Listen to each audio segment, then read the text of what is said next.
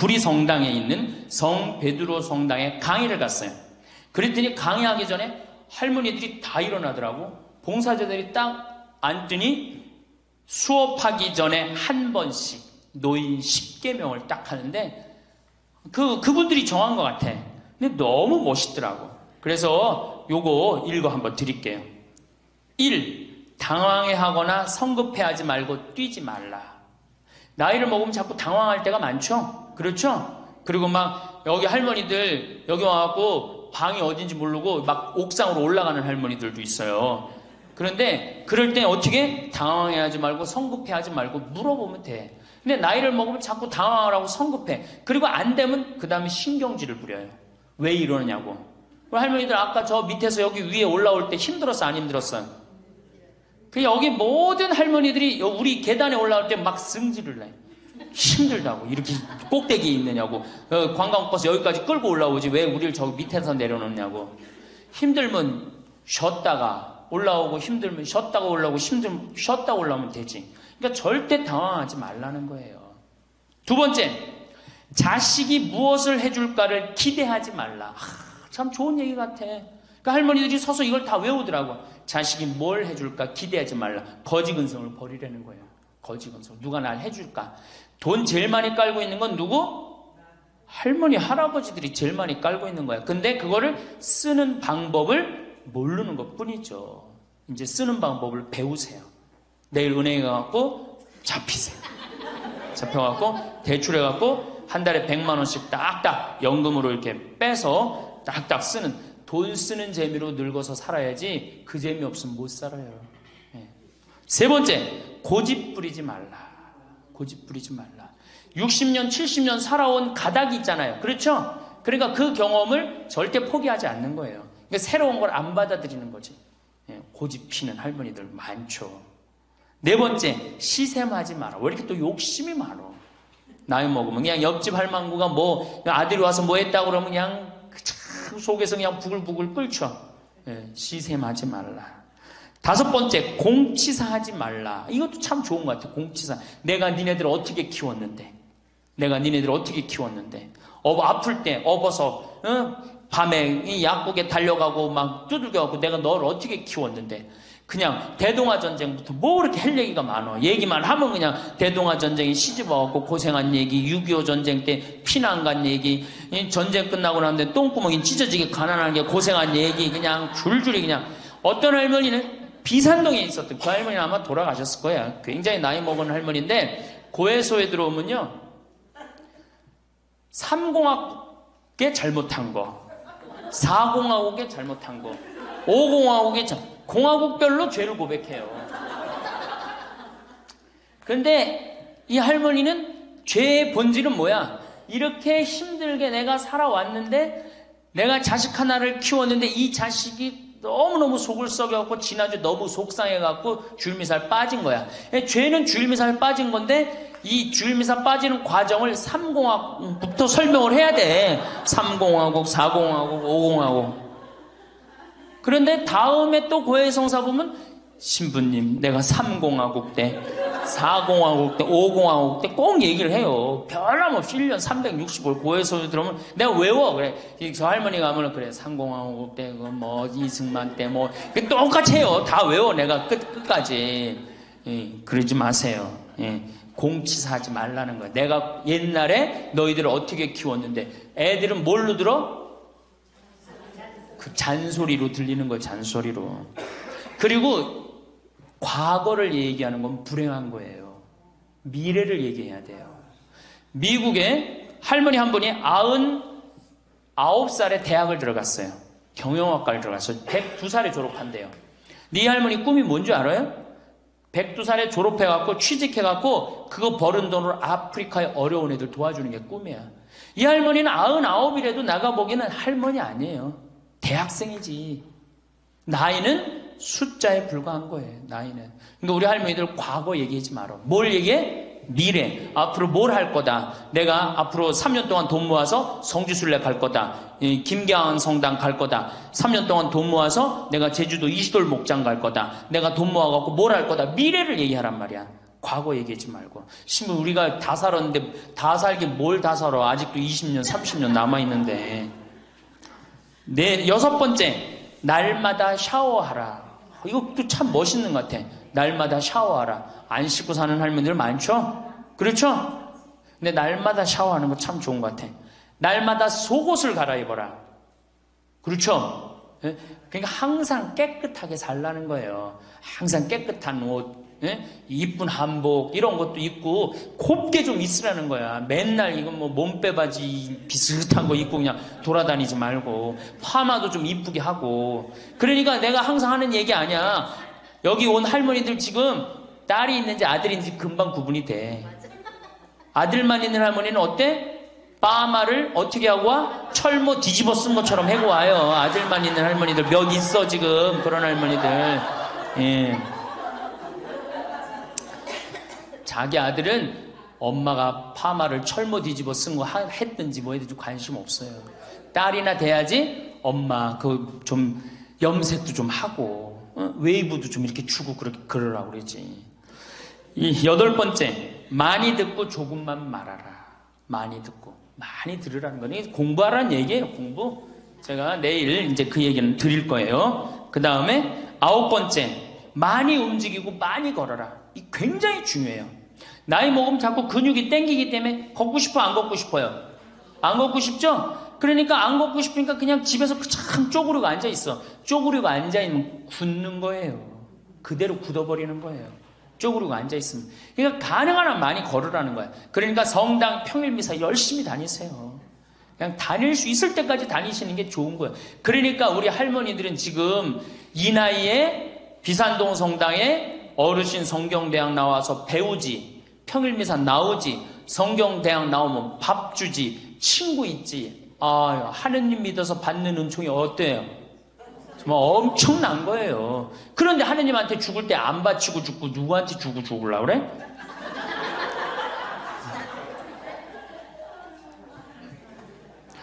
외국에 신앙이 깊은 사람들은요, 죽을 때 다 교회에 기증하고 죽어요. 신앙이 깊은 사람들은 자식한테 물려준다는 생각이 없어요.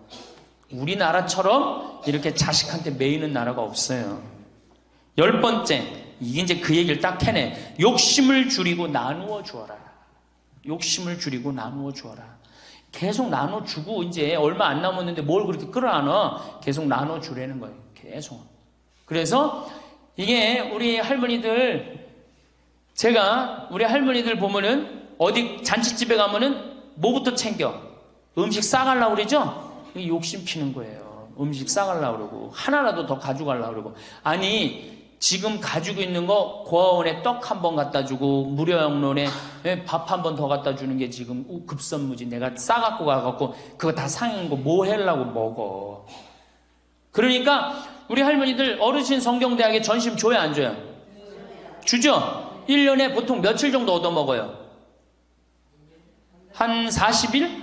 한 달에 4번 정도 먹으니까 방학 있고 그러면 한 40일 정도 얻어먹죠? 40일 얻어먹으면 양로원에, 무료 양로원에 가서 밥 한 끼 대접해야 될 거 아니야. 어르신 성경대학이 먹고 땡! 그렇지? 먹고 땡이죠? 그러니 이게 이게 하느님의 자식이 아닌 거지. 껍데기만 자식인 거죠. 이제 어떻게? 욕심을 줄이고 나누어 주어라. 난 이 구리성당 그 성베드로 대학에서 일어나고 이걸 외우는데 멋있더라고요. 그러니까 우리 할머니들도 이렇게 노년을 멋있게 사세요. 암 환자들이 많이 오십니다. 근데 벌써 한 3년 전 얘기예요. 3년 전에 우리 집에 암 환자 자매님 한 분이 오셨어요. 한 분이 오셨는데 이분이 5월달경에 오셨는데 완전히 얼굴이 새카마신 분이에요. 남편이 뭐라고 그러느냐면은 간까지 다 암이 전이 돼서 3개월밖에 못 살 거라고. 신부님 마지막으로 황토집이 좋아서 왔노라고. 그래서 신부님이 좀 살려달라고. 내가 무슨 재주로 살려줘요 제가. 그래서 좀 우리 집에 내가 행복론 강의라니까 행복론 강의 좀 들으라고. 근데 마침 그때 암 환자들이 한 10분 정도 있었어요. 그런데 그 암 환자들하고 다른 분들하고 강의를 하는데 10분이 다 웃는데 그 자매는 안 웃는 거예요. 왜 안 웃느냐? 이제 3개월밖에 안 남았기 때문에 그게 너무 걱정이 되니까 내 강의가 재밌지도 않고 웃기지도 않은 거예요. 2시간 내내 무표정한 표정으로 앉아 있더라고요. 그래서 강의 끝나고 내가 자매님을 불러서 자매님 나하고 얘기 좀 하자. 자매님 뭐가 이렇게 걱정이 많으냐. 자매님 지금 근심 걱정은 3개월에 죽는다는 거 걱정을 하는데 3개월에 죽을지 3년 후에 죽을지는 아무도 모른다. 그리고 사실은 오늘 저녁에 교통사고로 죽는 사람도 많고 물에 빠져 죽는 사람도 많다. 우리는 하루를 즐겁게 살면 된다. 내일 걱정은 내일이 알아서 한다. 여러분들 마태오복음 6장에 그 얘기가 나오죠. 무엇을 먹을까? 무엇을 마실까? 무엇을 입을까? 걱정하지 말아라. 하늘에 나는 새도 하느님이 먹여준다. 솔로몬도 들에 핀 나리꽃처럼 영화롭게 입지 못했다. 너희들은 오늘 일은 오늘로 족하다. 내일 걱정은 내일이 알아서 할 것이다. 오늘 수고는 오늘로 족하다. 이렇게 말씀을 하셨다. 내일 거 걱정하지 말아라. 그리고 내가 막 자매님한테 혼을 냈어요. 근데 이 자매님이 이틀 동안 집에서 안 나오더라고. 나한테 혼나갖고. 나한테 위로받을 줄 알았더니 그 이틀이 지나고 나서 자매님이 그러더라고. 신부님 생각을 해보니까 내가 남은 3개월 동안 이제까지 하느님의 50년 동안 베풀어 주신 은혜 감사하기도 시간 모자라다는 생각이 든다는 거예요. 마음이 바뀐 거죠. 마음이 바뀌부터 이 자매가 웃기 시작하는 거예요. 막 웃기 시작하는 거예요. 강의를 듣고 웃고 막 그 동료 환자들하고도 산책 다니면서 웃고. 사람이 웃으니까 참 보기 좋더라고요. 얼굴은 까맣게 됐지만은. 그리고 이제 6월 달에 항암을 하러 여기 암세타로 왔어요. 항암을 뭐 거의 5년 동안 암하고 투병을 했으니까 항암을 이제 한다고 10일 있다가 온다는 자매가 가자마자 6일 만에 돌아왔어요.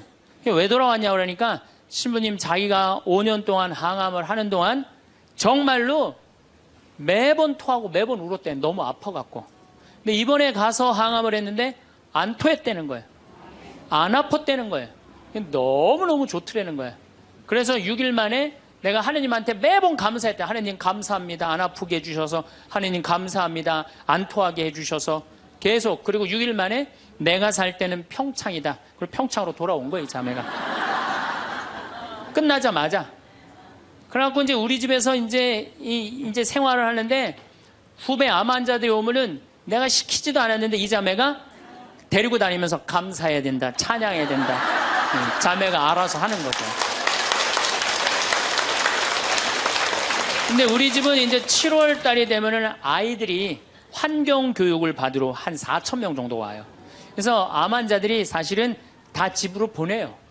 그 자매도 이제 전라도 순천 분인데 가시라고 가셨다가 방학 끝나면 오라고. 자기는 안 간다는 거. 내가 살 때가 여긴데 어딜 가냐고.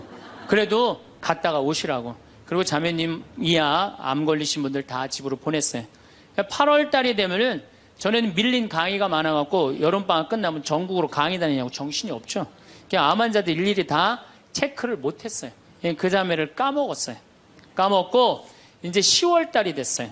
10월 달이 됐는데 형제님이 전화를 하셨어요. 베드로인데. 신부님 저 베드로예요. 그러면 그때 전화한 거는 이제 이미 세상 부인이 떠나갖고 이제 장례 치르고 사모하고 49제 하고 그러고 난 다음에 이제 내 생각이 나서 대개 이제 우리 집에 이제 오신 분들이 그렇게 전화를 많이 하세요. 이제 돌아가셨고 다 장례 끝났고 어디다 모셨고 그래서 신부님 이제 기도해달라고. 그래서 이제 자매님 어떻게 됐느냐고 나는 이제 어디다 묻었느냐고 이렇게 이제 물어본 거죠. 네. 그랬더니 형제님이 신부님 우리 마누라가 이틀 전인가 3일 전에 서울에 가갖고 그 그 방사능 치료하려고 갔는데 그 암세포를 검사를 했는데 신부님 글쎄 암세포가 다 사라졌다는 거야.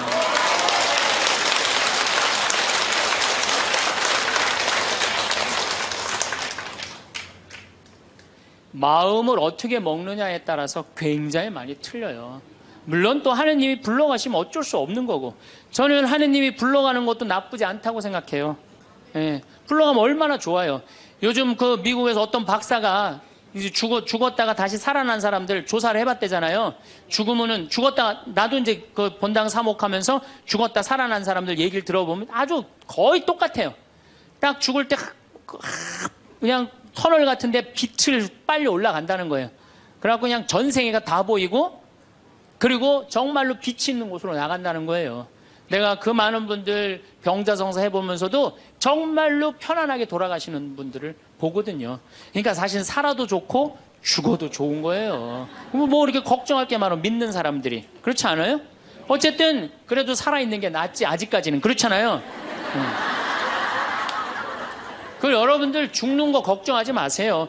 절대 죽기 전까지는 안 죽어요. 죽기 전까지는 걱정하지 마세요.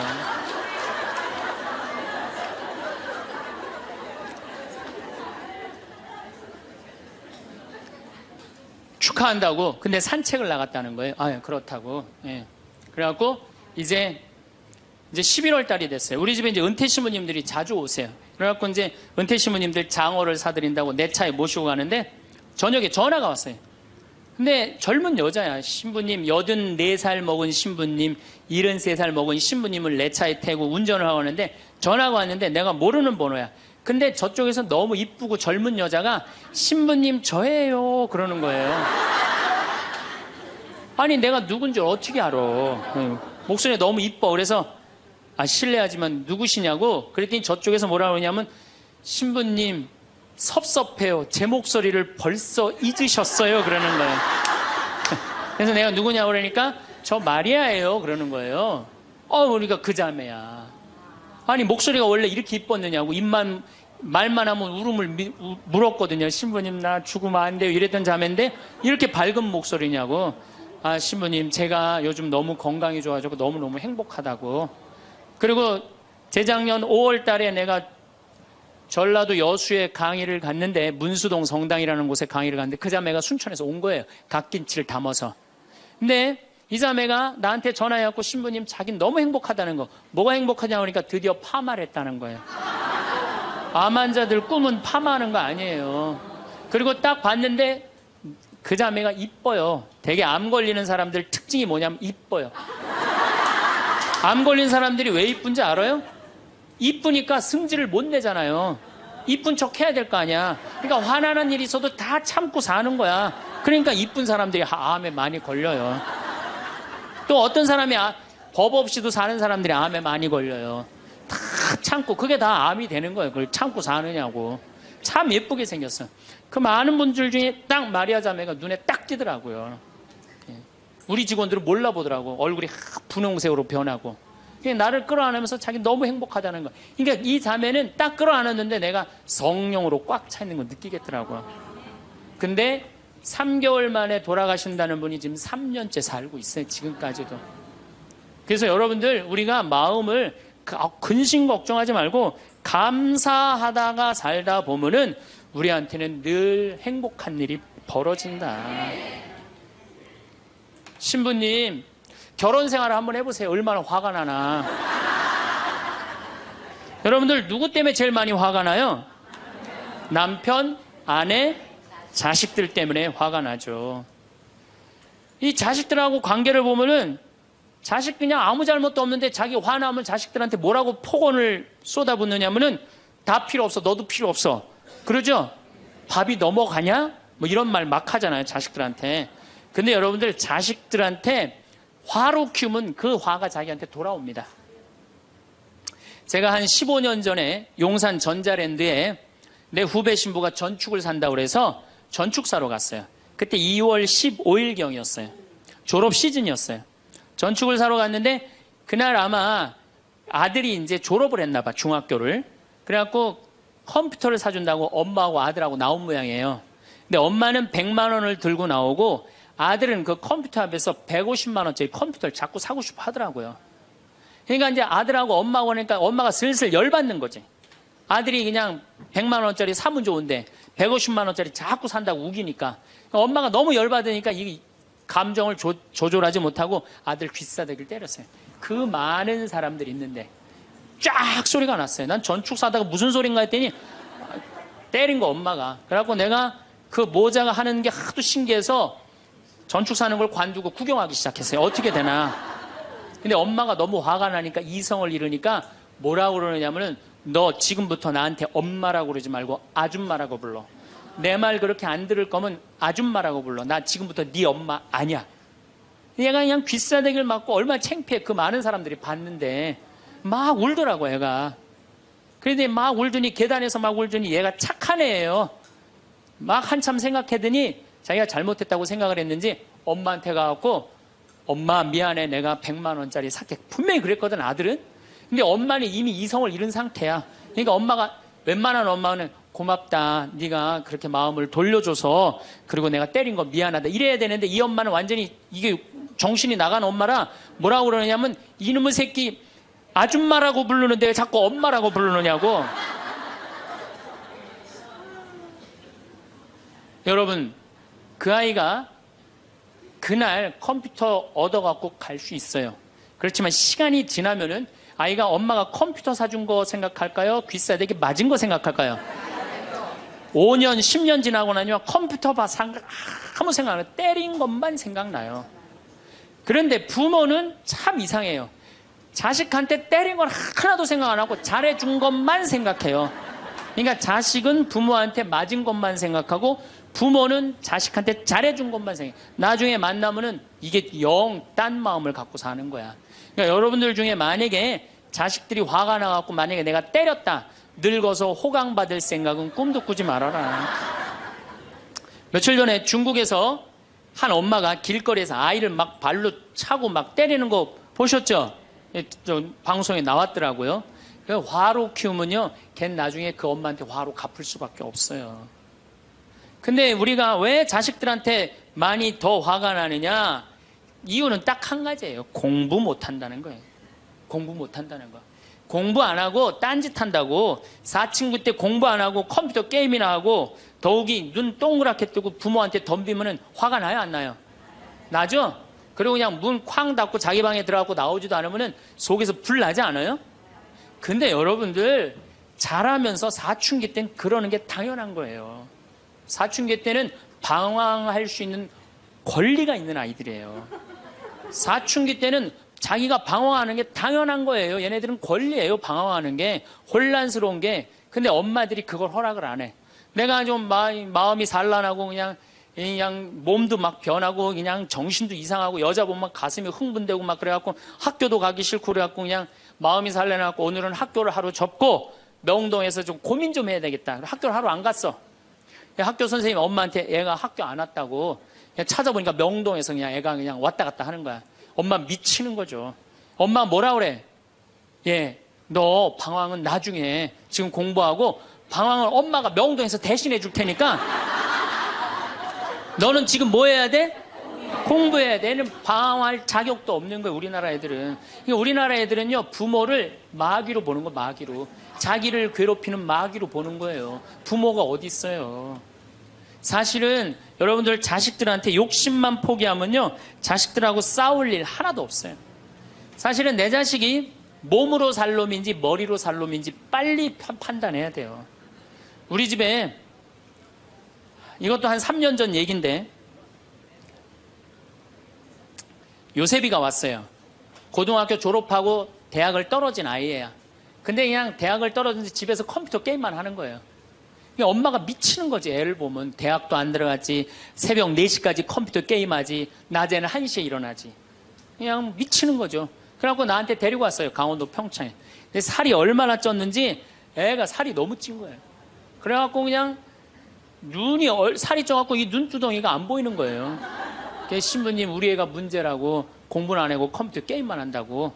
그래갖고 그냥 내가 애를 보니까 이 눈두덩이 찢어진 눈두덩 사이로 걔 눈을 자세히 들여다보니까 애는 문제가 없더라고요. 애는.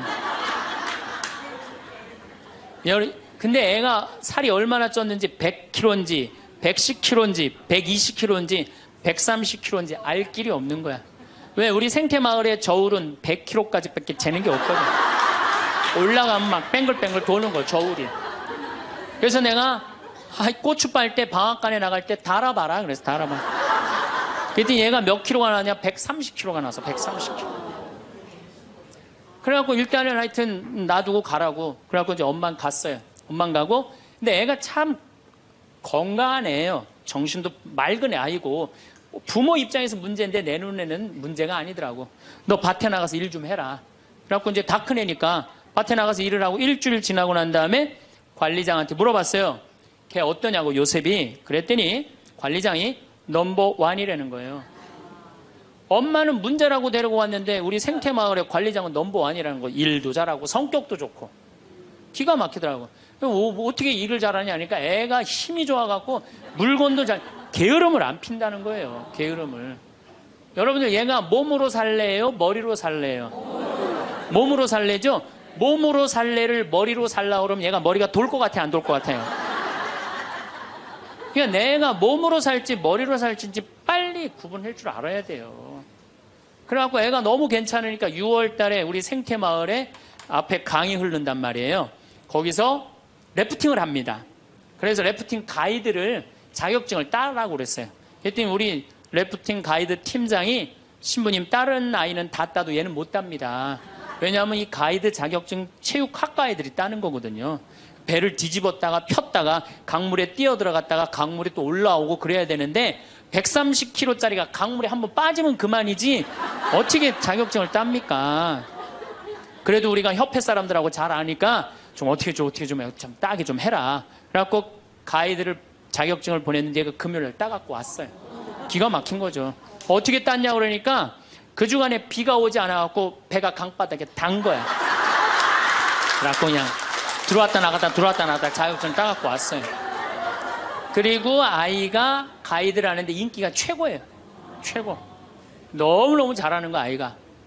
그래갖고 이제 9월 달에 엄마가 와서 보니까 아들이 130kg짜리니까 116kg가 된 거야. 그러니까 살이 홀쭉 빠지고 눈빛이 초롱초롱해진 거야. 그러니까 엄마가 가자 공부하러.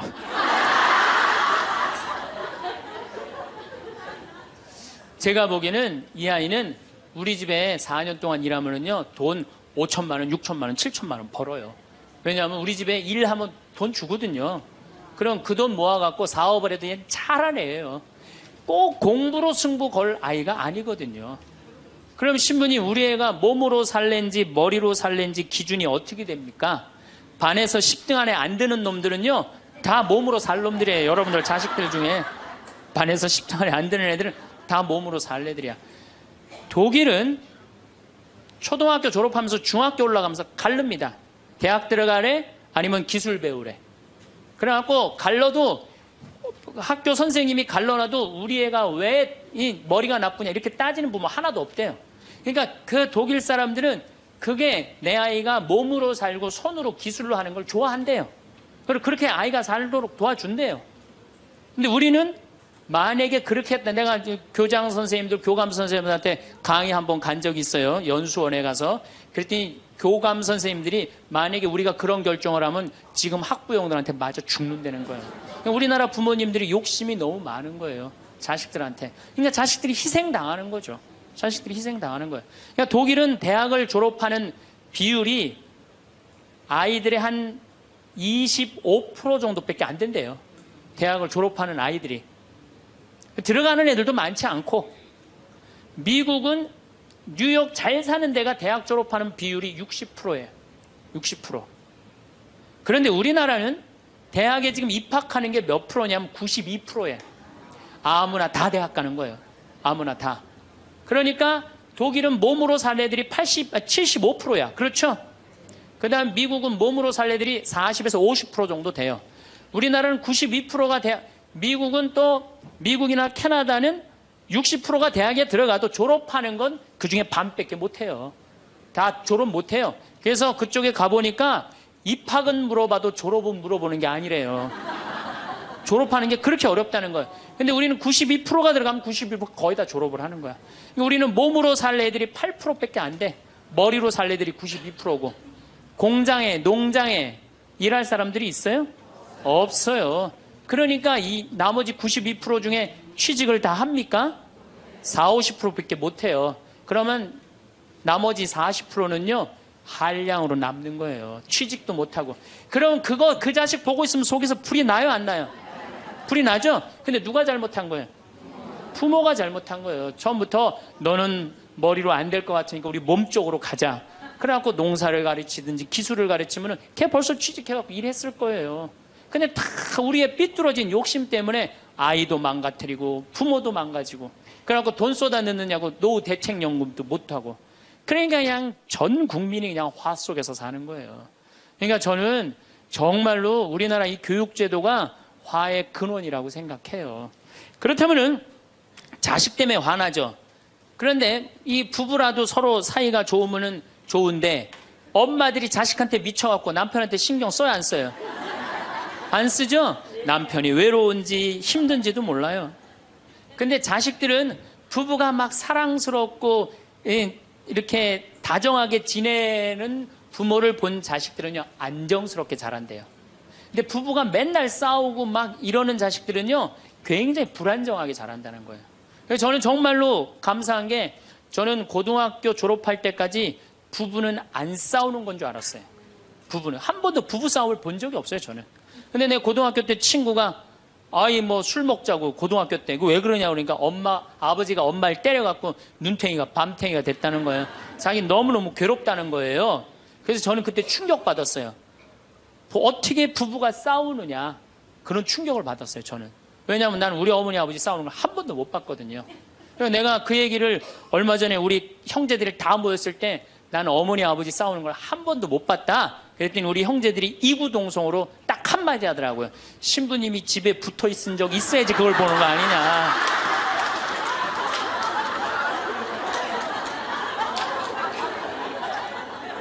어쨌거나 저는 본 적이 없어요. 저는 굉장히 긍정적으로 잘할 수 있는 거죠. 근데 우리나라 남자들은 참 불쌍해요. 돈은 죽어라 벌지만 그 돈을 마음 느긋하게 써볼 수가 없어요. 그렇죠? 자식들 학원비에 대학 등록금 되다 보면은 30에 결혼해서 시집 장가 갈 때까지 60대까지 노예같이 사는 게 대한민국 남자들이에요. 이 남자들 짜증 나겠어요? 안 나겠어요? 화가 나겠어요? 안 나겠어요? 날 수밖에 없어요. 그런 남편들을 신경 한번 써줘 봤어요.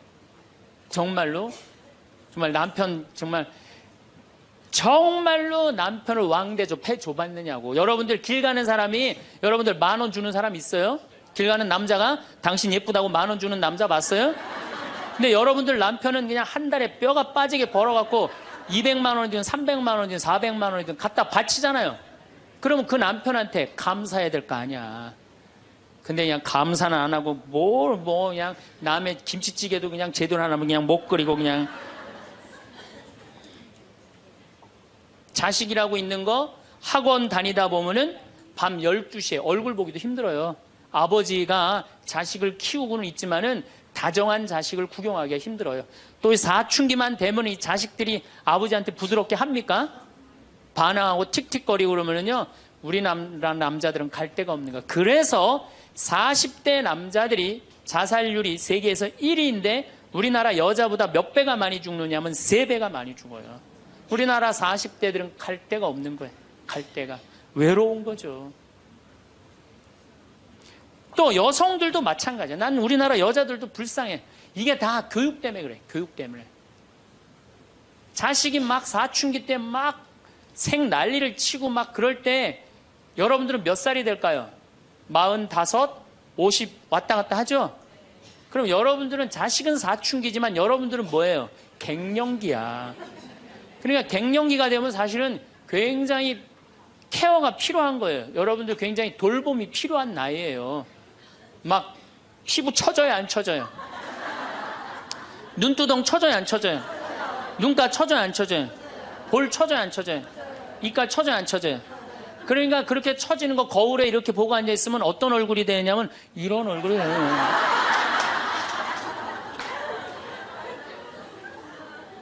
사람은요, 눈가가 올라가야지 이쁘고 입가가 올라가야지 이쁘거든요. 그러니까 이제 50이 되면은 이쁜 게 하나도 없는 거야. 그러니까 젊은 여자들이 이쁘게 보이려고 화장할 때 어떻게 연필을 막 위로 그리잖아, 이렇게. 근데 50이 되면 연필로 그려도 결국은 어떻게 돼요? 끝이 떨어지잖아요.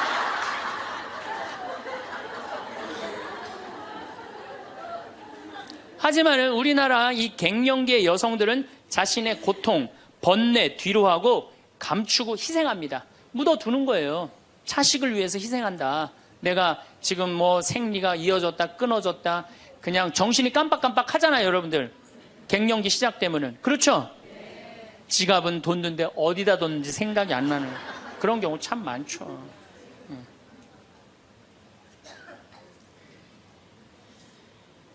그러니까 자기만 희생한다고 생각을 하니까 화가 나는 거예요. 화가 나는 거. 더욱이 50이 되면은 뭐에 걸리느냐? 빈둥지 증후군에 걸려요. 자식 공부하러 나가고, 그렇죠? 남편 돈 벌러 나가고, 자기는 50 되면은 아무도 옆에 없는 것 같은 외로움 속에 자기가 이제 빠지는 거죠. 그러면 이제 자식 보면 막 화가 나는 거예요. 남편 봐도 화가 나고, 몸에는 막 테스토스테론이 나와가고 힘은 흘러 넘치고, 그러니까 막 소리 지르는 거예요. 그러니까 50 넘은 여자 중에 여자 같은 여자는 없고 전부 다 깡패 같은 여자들만 있는 거예요. 50 넘은. 그래서 나는 이 부부들 보면은 참 재미난 게 성당에서 내가 보면 얼굴도 예쁘고 정말로 상냥해요. 이 음식 반찬도 맛있게 하고 그럼 남편하고 술 한잔 하면서 형제님 행복하다고 저렇게 이쁘고 상냥하고 괜찮은 여자랑 살아서 정말로 부럽다고 그러면은 형제님들 대부분이 뭐라고 그러냐면 신부님 부러우세요? 너무 부럽다고 그러면은 형제님들이 뭐라고 그러냐면 데리고 가세요.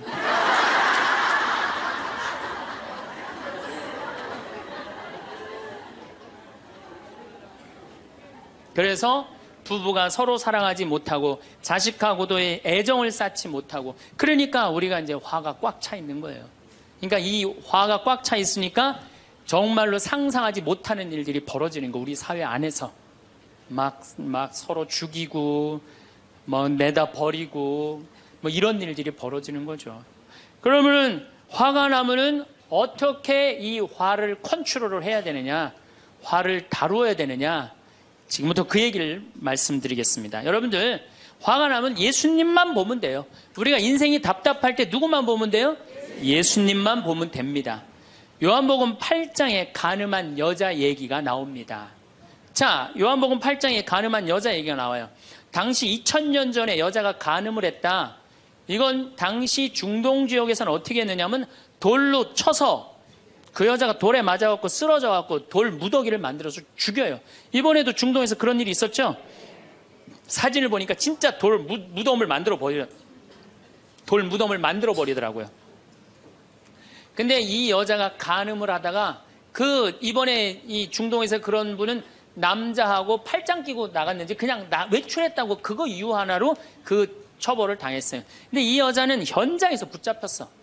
중동에서 이 여자들은요 다 싸고 다녀요. 그만큼 여자를 사람 취급을 안 해요. 그런데 이 여자가 간음을 했어. 그러니까 남자들이 막 화가 날 것 같아, 안 날 것 같아요? 너무너무 화가 나는 거지. 이 여자는 여러분들 예뻤겠어요, 안 예뻤겠어요? 예뻤을 거예요. 왜냐하면 당시에 간음을 한다는 건 목숨을 걸었기 때문에. 이 여자 몸매는 어땠을 것 같아요? S라인에 S라인. 이게 벤지 엉덩이인지 구분도 안 되는 여자고 간음할 수가 없어요.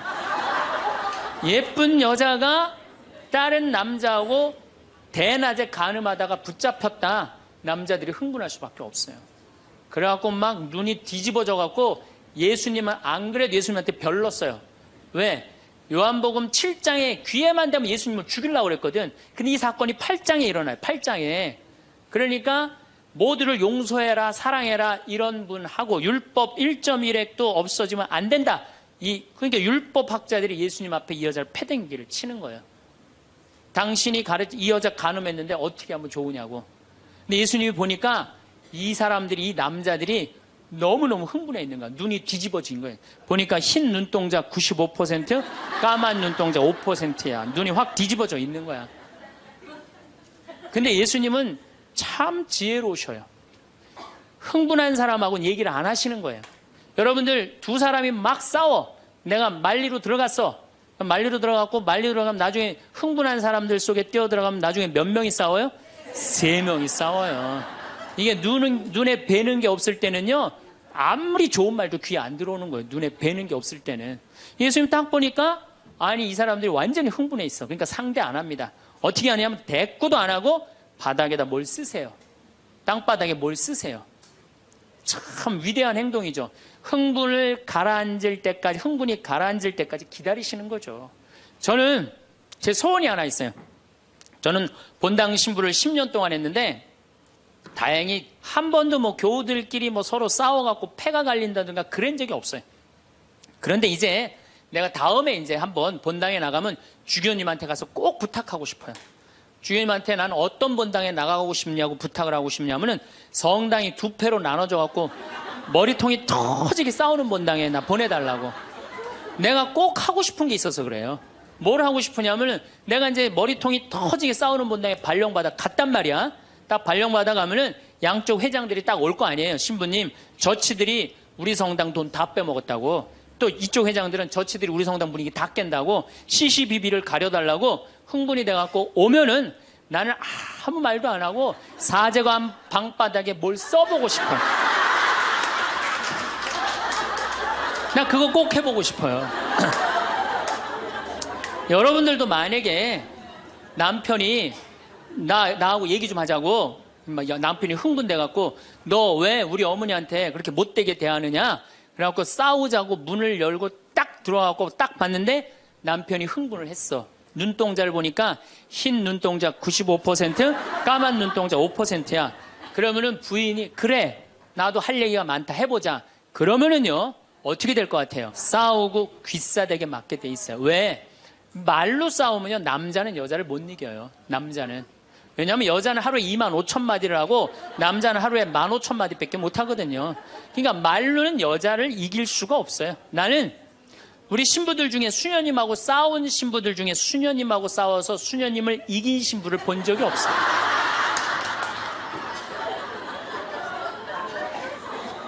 말로는 안 되는 거예요. 그러니까 여러분들 남편이 흥분해갖고 딱 나하고 얘기하자 그러면 여러분들은 아무 대꾸하지 말고 방바닥에 뭘 쓰세요. 뭐 할 때까지? 남편 흥분 가라앉을 때까지. 예수님은 땅바닥에 쓰시는 거예요. 사실은 그거는 다른 뭐 아주 신학교 있을 때 뭐 많이 배웠죠. 뭘 써셨을까? 예수님이 과연 뭐 별 얘기를 들었는데 다른 의미는 아니고 흥분이 가라앉을 때까지 기다리신 거예요. 그래갖고 이제 이 사람들이 이제 흥분은 가라앉고 사건만 남은 거야. 사건. 그래갖고 이제 흥분이 좀 가라앉은 상태. 여러분들 아무리 화가 나도 열만 심으면요 웬만하면 흥분이 가라앉아요. 그 열을 못 쉬어서 흥분이 터지는 거죠. 그러니까 좀 어느 정도 흥분이 가라앉으니까 이 사람들이 물어봅니다. 이 여인을 어떻게 하면 좋겠습니까? 간음을 했는데. 그러니까 예수님이 딱 보니까 이제 흥분이 가라앉은 것 같아. 그러니까 딱 한마디 더 합니다. 그래? 그렇다면은 너희 중에 죄 없는 사람이 먼저 저 여자를 돌로 쳐라. 그리고 그 다음 행동이 기가 막히세요. 다시 땅바닥에 뭘 쓰세요. 이게 뭐냐면 생각할 시간을 주는 거예요. 생각할 시간. 여러분들 만약에 자식을 막 혼냈어. 너 한 번만 더 게임하면 엄마가 저 컴퓨터 부셔버린다고. 그리고 너 문 열어놔. 그리고 문 열어놓고 자기는 텔레비전 보고 있으면서 아들은 게임 하나 안 하나 한쪽 눈으로는 게임 하나 안 하나 보고 한쪽 눈은 텔레비 보고 있으면 아들이 그걸 잘 받아들이겠어요? 더 욱하는 게 생겨요. 한 번 혼냈으면요 생각할 시간을 주는 게 중요한 거예요. 그러니까 예수님은 생각할 시간을 주는 거예요. 너희 중에 죄 없는 사람이 먼저 저 여자를 돌로 쳐라. 그리고 난 다음에 예수님 다시 땅바닥에 뭘 쓰십니다. 그런데 언제까지 기다려 주시느냐 하면 다 떠날 때까지 기다리는 거예요. 중간에 고개 안 돌리시고. 그리고 다 떠났어. 다 떠나고 나니까 그때서 고개를 들어서 혼자 남은 여인한테 물어봅니다. 여인아, 네 죄를 묻던 사람들이 어디 갔느냐? 아무도 없습니다, 주님. 그래? 그들이 만약에 네 죄를 묻지 않았다면 나도 네 죄를 묻지 않으마. 이거 기가 막힌 얘기예요. 왜? 예수님은 죄를 묻을 수 있는 권한이 있으신 분이에요. 얼마든지 그 여자를 징계할 수 있어요. 그렇지만 다른 사람이 묻지 않았기 때문에 나도 묻지 않겠다. 아, 기가 막히지 않아요? 예수님은 세 사람을 용서합니다. 첫 번째 죽이다고 덤비는 바리사이들을 용서하고 간음한 이 여인을 용서하고 그 다음에 율법의 1.1획도 나는 어기로 온 것이 아니다. 없애러 온 것이 아니다. 이렇게 가르친 당신까지 용서한 거야. 다시 말해서 흥분이 가라앉으면요 문제 해결은 다 돼요. 흥분한 상태에서 여러분들이 문제 해결하려면 해결이 안 된다는 얘기예요. 그렇다면은 이 흥분은, 화는 어떻게 하면 조절할 수 있느냐? 첫 번째, 숨을 잘 쉬어라. 이거는 모든 화를 조절하는 책을 읽어보면요, 첫 번째로 나오는 게 숨을 잘 쉬어라예요. 화가 나면은 숨이 가빠져요, 안 가빠져요? 가빠지죠? 씩씩거린다 그러죠? 이게 숨을 어떻게 주체하지 못해서 그러는 거예요. 근데 여러분들, 숨은 창세기에 보면은 하느님이 인간을 창조하시고 뭘 불어넣었다 그래요? 숨을. 그러니까 우리가 숨을 쉰다는 건 생명을 쉬는 거예요. 생명을. 그러니까 숨을 잘못 쉬면 생명을 잘못 다루는 거하고 똑같은 거예요. 근데 숨은 어떻게 내 몸으로 들어와서 코로 들어와서 심장으로 해서 이 위로 해서 그 다음에 단전, 배꼽 아래로 해서 간으로 해서 폐로 이렇게 돌아서 나가는 게 숨이에요. 그래갖고 온전히 산소 공급이 온 장기 안에 다 돼야 돼. 근데 화가 나면 여러분들 숨을 어디다 걸어놓고 쉬어요? 목에다 목줘서 딱 걸어놓고 싸우잖아요. 남편하고 싸울 때. 네, 내가 시집와서 당신이 나한테 해준 게 뭐가 있어? 외식을 해줘서, 설거지를 해줬어, 그렇다고 여행을 시켜줘서, 밍크 코트를 사줘서, 다이아를 사줬어. 그럼 얼굴이 빨개져 안 빨개져요? 왜 빨개지느냐면 이게 내려갔다 와야 되는데 여기만 딱 차 있으니까 점점 풍선처럼 부풀러 오르는 거예요. 그렇게 1시간을 소리 지르고 싸우면은 1시간 동안 여기 산소 통합니까 안 통합니까? 안 통하면 여기가 무슨 병이 드느냐면 화병이 드는 거. 그래서 드는 병이 화병이에요. 그러니까 싸울 때 어떻게 싸워야 되냐면 숨을 쉬고 싸워야 되는 거예요. 싸울 때 어떻게 싸워야 되냐면, 당신이 말이야 시집 와갖고 나한테 해준 게 뭐가 있어? 설거지를 해줬어, 그렇다고 외식을 시켜줬어.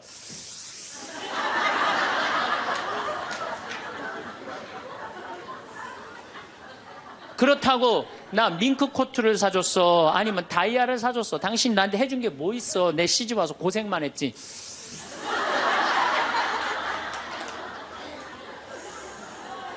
그렇다고 내가 하느님 그렇게 열심히 믿었는데 예수님 태어난 나자렛을 보내줬어, 갈릴레아를 보내줬어. 나 이 집에서 종처럼 일만 했는데 당신 뭐가 있다고 나한테 소리를 지르고 그래?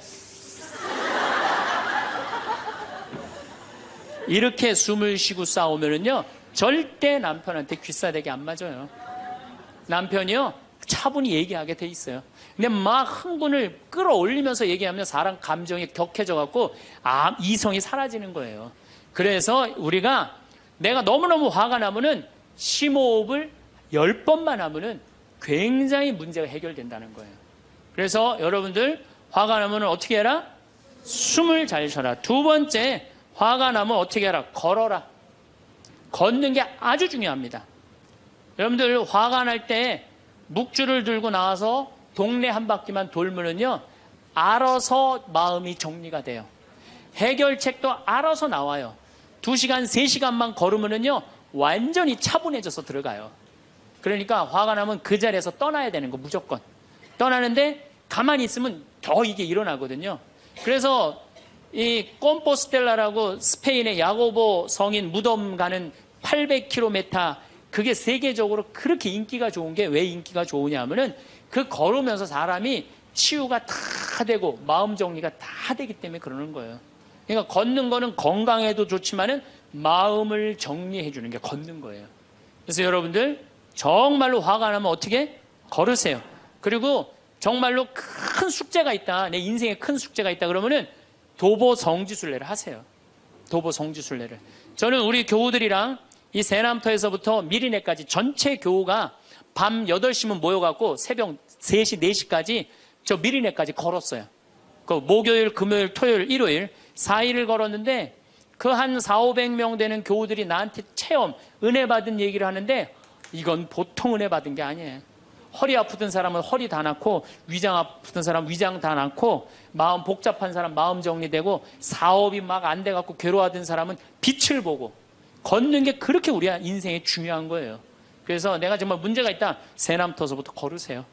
세남터 우리 김대건 시모님 시신 모시고 미리네까지 원선쇼 할아버지가 그땐 청년이었지만 갔잖아요. 그 생각하고 걸으면은요, 여러분들 은혜 많이 받으실 거예요. 그러니까 화가 나면 어떻게 해라? 숨을 잘 쉬고 그 다음에 어떻게 해라? 걸어라.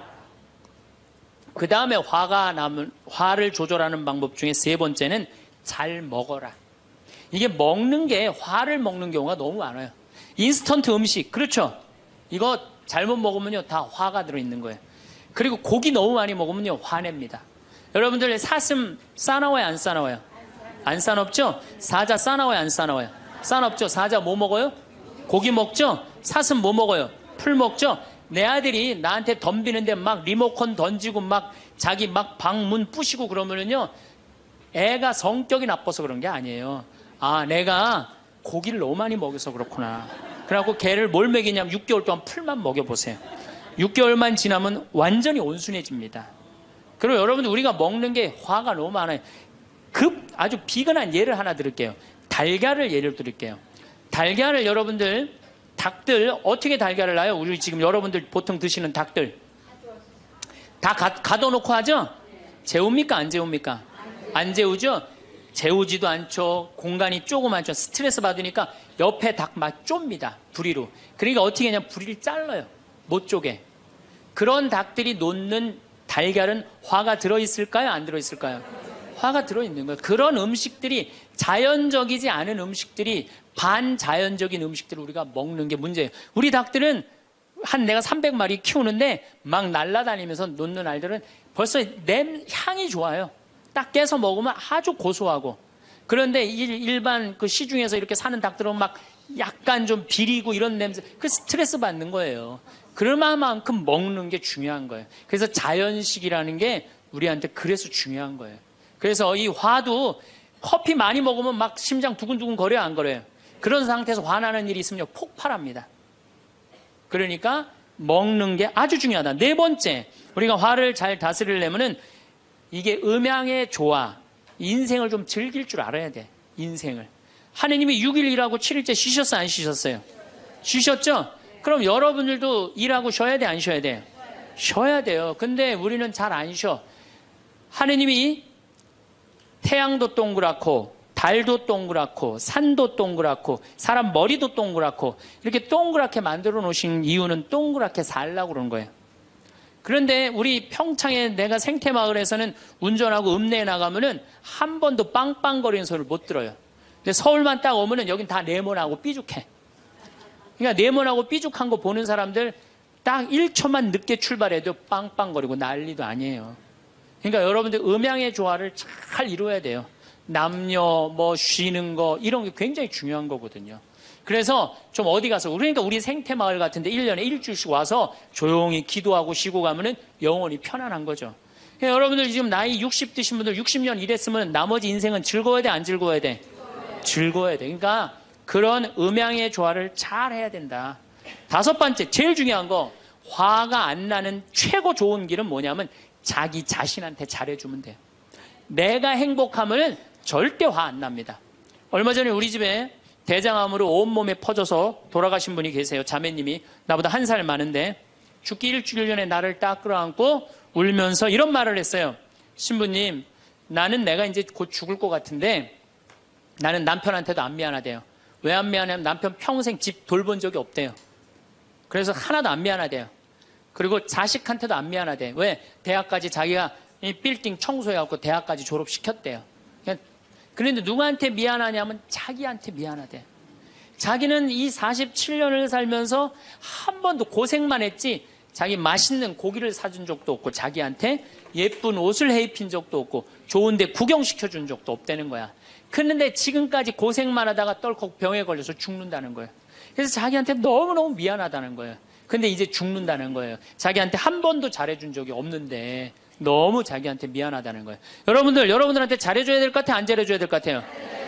괜히 그냥 참고 인내하면서 승질은 승질대로 부리고 그러실 필요 하나도 없어요. 이제 여러분들한테 맛있는 거 있으면 사주세요. 그렇죠? 예쁜 옷 있으면 사 입히고, 여러분한테 좋은 데 있으면 구경도 좀 시켜주고. 저한테 잘해줍니다. 왜 잘해주느냐 하면은 나는 본당을 떠나 있기 때문에 본당 총회장님도 없고 부회장님도 없고 성무회장님도 없어요. 그러니까 나 고기 먹고 싶으면 사주는 사람 아무도 없어요. 내가 고기가 먹고 싶으면 내가 사줘요. 베네딕토, 고기 먹고 싶냐? 가자. 내가 오늘 사줄게. 난 내가 데려와서 내가 사줘, 나한테. 그러니까 스트레스 받는 일이 없는 거예요. 남한테 섭섭한 것도 없고. 그래서 제가 항상 하는 얘기지만 집에서는 엄마가 행복해야 돼. 그래야지 자식이 행복한 거예요. 집에서는 아내가 행복해야 돼. 그래야지 누가 행복해? 남편이 행복하는 거야. 집에서 며느리가 행복해야 돼. 그래야지 누가 행복해? 시어머니가 행복한 거예요. 그러니까 여기 계신 여러분들이 행복해야지 대한민국이 행복한 거예요. 이제는 예.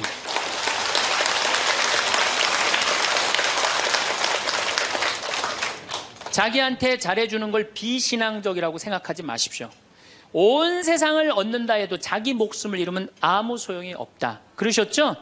그러니까 여러분들한테 잘해주시고 내가 행복해야지 그 행복을 가지고 온 세상에 나눠줄 수 있다는 사실 잊지 마시고 여러분들 행복하시기 바랍니다. 감사합니다.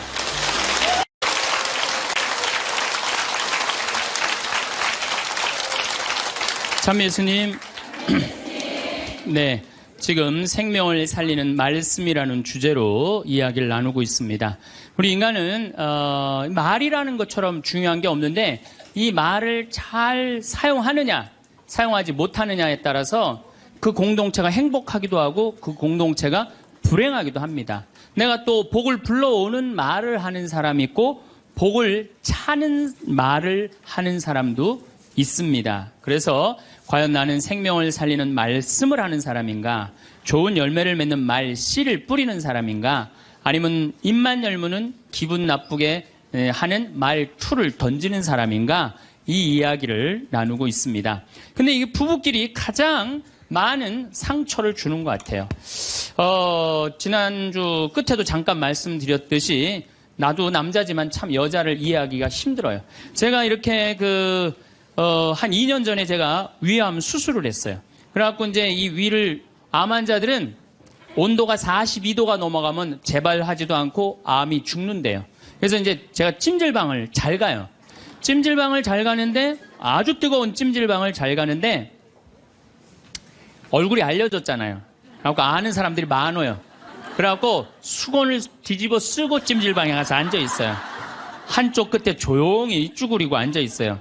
그러면 이제 아줌마 셋이서 들어와서 수다를 떨기 시작하면은 이해할 수 없는 수다를 떨어요. 아줌마 3명이서.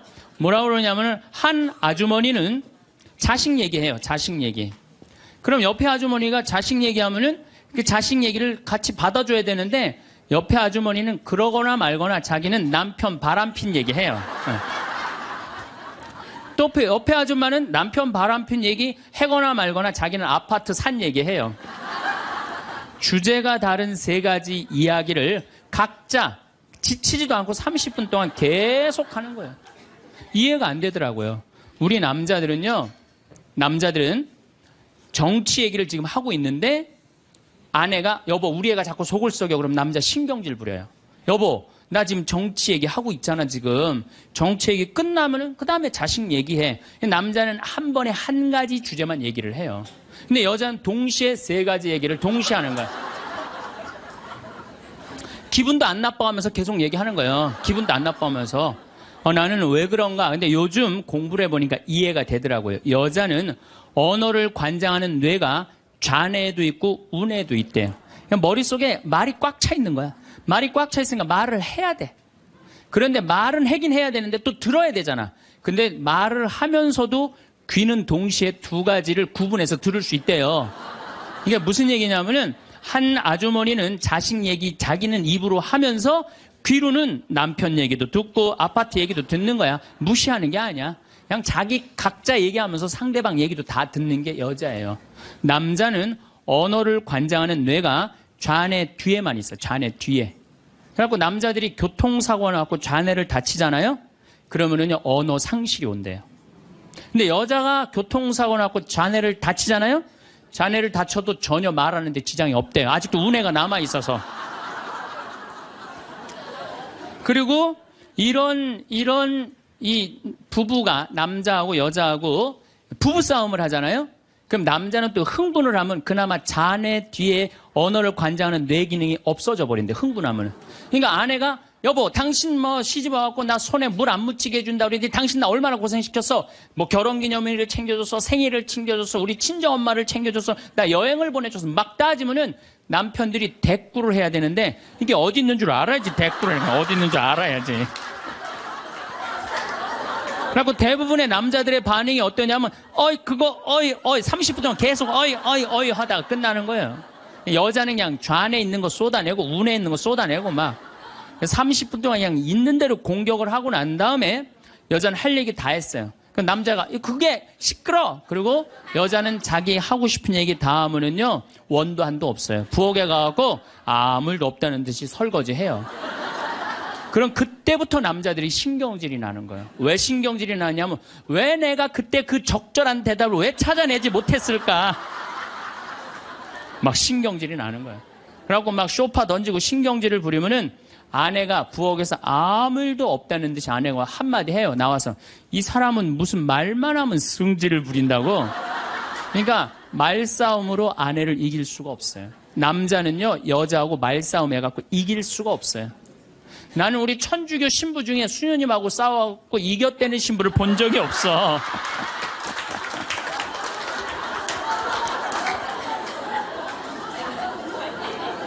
말싸움으로 여자를 이길 수가 없어요. 말싸움으로. 하느님이 창조할 때 남자한테는 너는 하루에 10,000마디만 해라. 10,000마디만 해라. 창조할 때 그렇게 창조하신 거예요. 10,000마디만 하라고. 여자는 하루에 너는 25,000마디 해라. 25,000마디 해라. 그러니까 하느님이 10,000마디만 하라고 창조한 남자는 출근해갖고 직장에 가면 10,000마디 해요. 이 말 저 말 하면은 벌써 10,000마디 끝나. 집에 들어오면 더 이상 말할 수가 없어. 아니 하느님이 10,000마디만 하라고 그래서 10,000마디만 하고 들어온 거야. 집에 들어와서는 더 이상 할 얘기가 없는 거예요. 할 의무 끝냈어. 근데 우리 여기 있는 자매님들도 남편 출근하고 애들 학교 가도 혼자 있으면서도 10,000마디 해요. 멸치 대가리 따면서 너는 어디서 잡혀서 우리 집에 왔니? 꽁치 다듬으면서 너도 어디서 잡혀서 왔니? 그리고 막 테레비 보면서도 테레비하고도 얘기해요. 그냥 테레비하고도 얘기해요. 막 테레비하고도 얘기하고 그렇게 10,000마디 해요. 10,000마디 하고 저녁에 이제 몇 마디가 남았냐면 15,000마디가 남은 거야. 이 15,000마디를 누구하고 하고 싶으냐면 남편하고 하고 싶은 남편. 그래갖고 저녁 차려주고 남편한테 여보 그 옆집 여자 말이야. 오늘 저녁에 같이 저녁 찬거리를 사러 시장에 나갔는데 그 여자는 김치찌개 거리를 돼지고기 한 근만 사면 되는데 5근이나 사고 정신 나간 여자야. 그러니까 그냥 살림이 그 모양이지. 이랬는데 남자는 이미 더 이상 말하기 귀찮은 거예요. 그래서 남편이 한마디 해요. 쓸데없는 소리 하지 말고 부엌에 가서 국이나 더 떠오라고. 그럼 여자는 미치는 거예요. 아직도 15,000마디가 남아있는데 국 떠오라고 그러면 미치는 거예요. 근데 저도 이 말에 저도 동감을 해요. 왜냐하면 저는 10,000마디만 하게 창조된 인간이잖아요. 그런데 나는 이렇게 강의를 하면 10만 마디를 해요. 10만 마디. 10만 마디라니까 사실은 난 사제관에 우리 생태마을에서 강의하고 사제관에 딱 밥 먹으러 저녁에 내려가잖아요. 한마디도 하기 싫어요. 한마디. 근데 우리 밥 해주는 자매님이 밥하고 난 다음에 뭐 이런저런 얘기할 거 아니에요. 뭐 개도 내가 5마리 키우니까 개 얘기도 하고 뭐 좀 대꾸하기가 싫은 거예요. 그래서 한동안 대꾸를 안 했어요. 대꾸를 안 하니까 굉장히 기분이 나쁘잖아요. 신부님이 대꾸를 안 하니까 안 되겠더라고요. 그래서 하루는 불러서 내가 얘기를 했어요. 남자는 하루에 10,000마디만 하게 창조됐는데 내가 10만 마디를 한다. 그래서 나는 정말 대꾸하기가 싫다. 한마디도 하기 싫다. 그냥 밥만 먹고 싶다. 나한테 앞으로 말 시키지 말아라. 제가 얘기를 했어요. 얘기를 했는데도 그래도 우리 자매님도 여자인지라 말을 하잖아요. 그럼 막 말을 하는데 내가 얘기했는데도 말하니까 신경질을 나잖아. 내가 인상을 딱 쓰면은 자매님이 한마디 해요. 신부님 대꾸하라는 게 아니야. 그냥 나 떠드는 거니까 그냥 그 밥만 먹으라는 거야.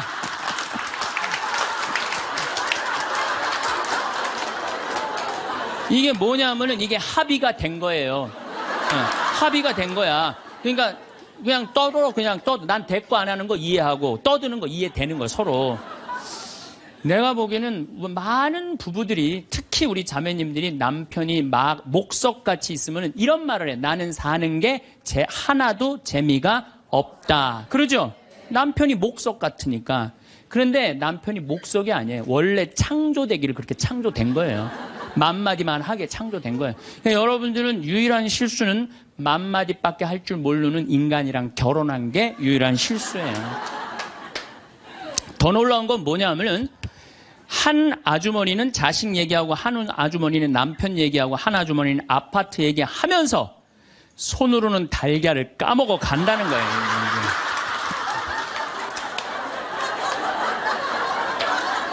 뭐 대단하지 않아요? 달걀. 여러분들 남편한테 이번 추석 때나 뭐 어느 때 한번 시켜보세요.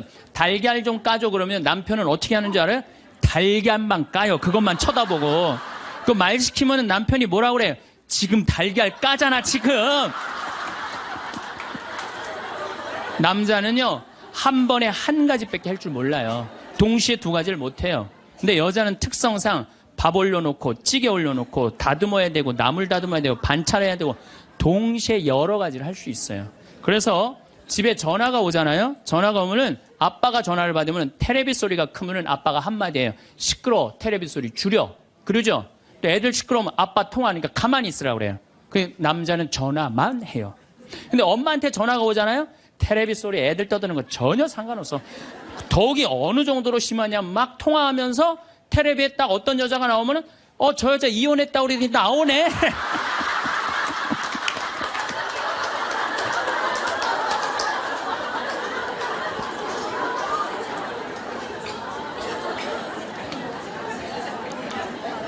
이게 무슨 얘기냐면은 언어에 있어서 여자가 남자보다 뛰어납니다. 언어에 있어서. 제가 한번 고등학교 강의를 갔는데 한 10년 전 얘기예요. 강의를 갔는데 그해 경기도에 영어 선생님 172명을 뽑았는데 여자가 170명, 남자가 2명 됐대요. 언어에는요 여자가 탁월한 능력을 갖고 있어요. 그러니까 남자는 말주변이 없어. 말주변이 없게 돼 있어요. 근데 문제는 언어만 뛰어난 게 아니에요. 여자가 시각도 뛰어나요. 시각도. 우리 눈에는 광수용체가 있어요. 빛을 받아들이는 수용체, 짝대기, 사각형 짝대기가 1억 3천만 개가 있어요. 이게 남자, 여자가 다 있어요. 근데 이 1억 3천만 개는 하얀색, 빨간색, 까만색, 파란색만 구분하는 거예요. 그러니까 남자들은 이 광수용체 1억 3천 거 요것만 있어요. 그러니까 남자들은 색깔 구분을 4가지만 해요. 남자는 회색도 하얀색, 베이지색도 하얀색, 하얀색도 하얀색이야. 남자는 분홍색도 빨간색, 주황색도 빨간색, 빨간색도 빨간색이에요. 남자는 색깔 구분을 못해요. 근데 여자들은 원추형 광수용체 700만 개가 더 있어요. 여자가. 그래갖고 이건 온갖 색깔을 구분하는 거예요. 그러니까 나는 아직도 카키색이 무슨 색인지 몰라요. 카키색, 잿빛색, 쥐오리색, 뭐 별색을 다 얘기해 여자들은. 그런 구분이 다 되는 거예요. 여자들은 생겨 먹은 것 자체가 그렇게 생겨 먹은 거예요. 색깔. 그러니까 4가지 색깔밖에 구분하지 못하는 남자와 온갖 색깔을 구분하는 여자하고 부부야. 그 부부가 옷 사러 나가면 싸울 것 같아, 안 싸울 것 같아? 싸워요. 왜냐하면 남자는 다 그게 그거 같으니까 아무거나 딱 붙잡아. 여보 가자 그러면 아내가 답답해 보이잖아요. 여보 지금 당신 얼굴 색깔하고 그 옷 색깔하고 맞다고 생각해? 안 어울리잖아. 가만히 있어봐. 그래갖고 이거 들었다 놨다 저거 들었다 놨으면 남편이 신경질이 나는 거. 뭘 저렇게 까다롭게 고르느냐. 아무거나 그냥 입고 가지. 그러니까 남자들하고 여자하고 싸울 수밖에 없어요. 싸울 수밖에 없어요. 그래갖고 옷 사러 나갈 때는 같이 나갔는데 들어오는 시간은 달라요. 이미 남자는 벌써 들어와 있어. 신경질 부리고. 그러니까 색깔 구분 때문에 그래. 색깔 구분. 그런데 남자들은 옛날에 사냥하던 버릇이 있어서 시각이 터널형 시각을 갖고 있어요. 멀리 사슴을 발견해야 돼. 곰도 발견해야 되고. 그래서 멀리 이렇게 쪼여서 보는 습관이 있어요. 남자들은.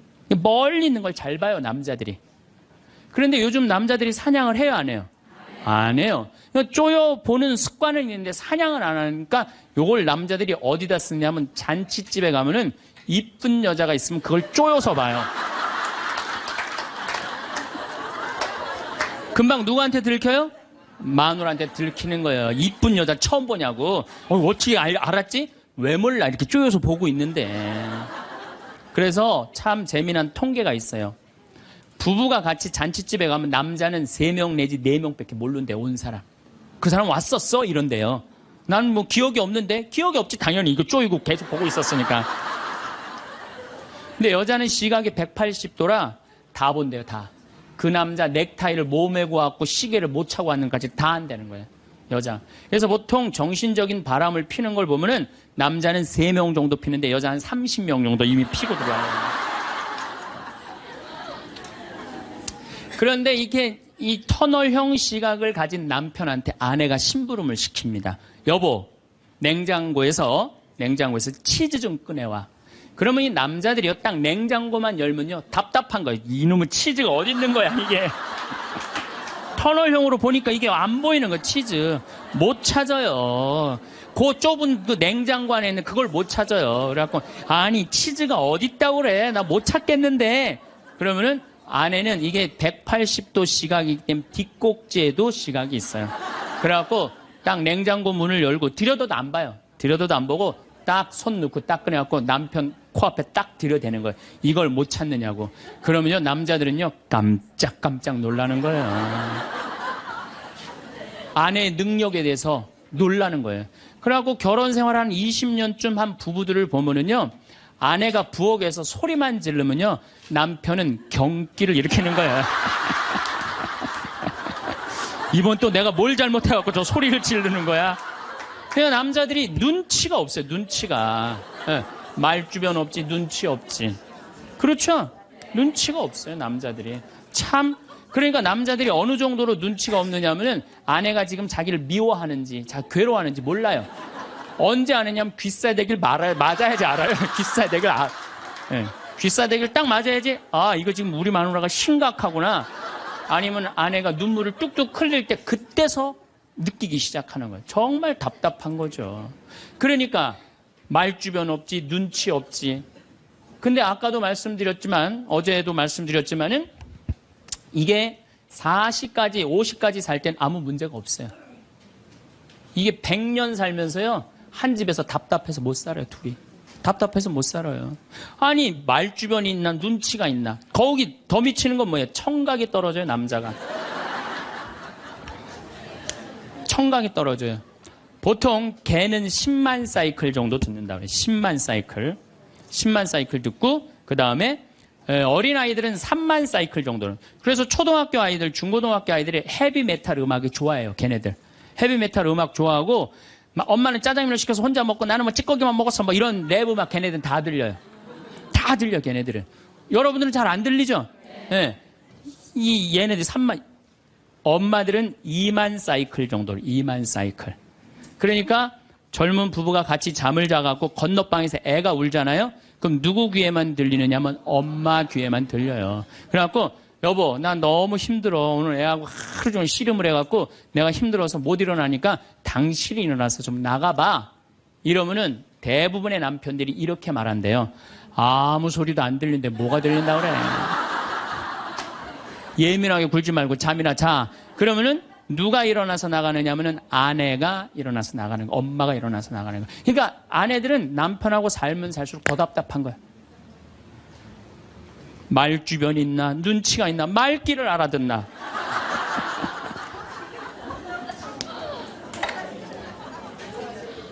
그러니까 이제 한 집에서 할아버지하고 할머니하고 한 집에서 사는 할머니, 할아버지야. 할아버지가 이제 저녁 국을 못 끓였는지 너무 궁금한 거야. 그래서 안방에서 할머니한테, 여보 마누라, 오늘 저녁 국 못 끓였어? 근데 부엌에서 딸그락 딸그락 소리는 들리는데 대답이 없는 거야. 이놈의 마누라가 날 또 무시하는구나. 이번엔 또 거실에 나가고 또 한번 물어봐요. 이놈의 마누라, 저녁 국 못 끓였냐니까 왜 대답이 없어? 아, 근데 딸그락 소리는 들리는데 또 대답이 없는 거야. 너무 화가 난 할아버지가 이번에는 부엌에 가갖고, 이놈의 할망구야, 저녁 못 끓였는지 내가 3번이나 물었는데 대답을 안 하냐고. 사람 말이 말 같지 않으냐고. 그러니까 할머니가 눈을 동그랗게 뜨고 하는 말이, 내가 콩나물국이라고 3번 얘기했잖아. 누군만 못 들은 거야? 할아버지. 제가 이렇게 강의를 가면은요, 할아버지들이 이렇게 하고 듣는 할아버지들이 참 많아요. 이게 남자의 특성이에요. 그래서 남자들은 10,000 사이클밖에 못 들어요. 10,000 사이클. 그래갖고 남자들은 음악을, 빠른 음악 들으면 다 시끄럽다고 그래. 다 시끄러워. 시끄러우니까 끄라고. 그저 남자한테 음악이라고 그러는 건 꿍짝짝 꿍짝짝, 어머나 어머나 이러지 마세요, 이런 음악만 음악이에요, 남자는. 그래서 30대 40대가 넘으면 트로트를 좋아할 수밖에 없어, 남자들은. 빠른 음악을 안 들리니까. 한 28,000 저 사이클 정도가 보통 우리 음악에서 나오는 헤비마틱 음악이거든요. 그러니까 못 듣는 거예요. 그 다음부터는. 그러니까 말귀 못 알아듣지, 눈치 없지, 말주변 없지. 자, 요즘 어떤 할아버지가 할머니하고 같이 한 집에서 사는데 그런 거예요. 이제 냉장고가 고장이 났고 애프터 서비스를 불렀어. 애프터 서비스를 딱 불렀는데 애프터 서비스 하고 난 다음에 갔어. 근데 요즘은 참 대한민국이 애프터 서비스 끝나고 나면은 고객센터에서 전화하잖아요. 고객님, 매운 만족하십니까? 보통 만족하십니까? 저 설문조사를 하잖아요. 근데 이게 또 할아버지가 전화를 받았네? 냉장고 고쳤는데 이제 애프터 서비스라고 전화를 했는데 애프터 서비스 센터에서 전화했다 그러니까 뭘 또 애프터 서비스를 해주느냐? 그래갖고 뭐라고 그러니까 할아버지가 할머니한테 그런 거예요. 여보 마누라 요즘 이상해. 냉장고 고쳤는데도 매운 만두 먹을래요? 보통 만두 먹을래요? 그렇게 물어보는데 말귀를 못 알아들어요. 말귀를. 그러니까 60이 넘어가기 시작하면 할머니들 목소리가 커지기 시작해요. 막 할아버지한테 막 소리 지르는 거예요. 소리 지르는 이가 말귀를 못 알아들으니까 소리를 지르기 시작하는 거예요. 그러니까 점점 나이 먹으면 할머니들은 거칠어지고 그러니까 말귀를 못 알아들으니까 기억력까지 떨어지게 돼 있어. 동시에. 그러니까 어떤 할머니 할아버지가 또 한 집에서 살면서 할아버지가 너무 배가 고픈 거예요. 할머니한테 심부름을 시켰어요. 여보 마누라 좀 부엌에 갖고 냉장고에서 우유하고 아이스크림 좀 갖다 줘. 나 배가 고파. 그랬더니 할머니가 막 일어나면서 가려고 그랬어요. 그랬더니 할아버지가 신경질을. 이놈의 마누라야 그냥 가면 어떻게 가다가 까먹으면 어떻게 하려고 그냥 가냐고. 적어가라고. 우유하고 아이스크림. 할머니가 딱 때려보고 이놈의 영감탱이가 내가 그것도 모를까 봐 그걸 적어가라고 그러냐고. 기다리라고 내가 우유하고 아이스크림 갖다 줄 테니까 할머니가 추측 가셨어요. 갔는데 한 몇 분 있다가 왔는데 할머니가 삶은 계란을 갖고 온 거예요. 근데 이 할아버지가 뭐라고 그러냐면은 기가 막힌 거예요. 고마워 마누라 삶은 계란 갖다 줘서. 자기가 뭐 시켰는지도 모르는 거야.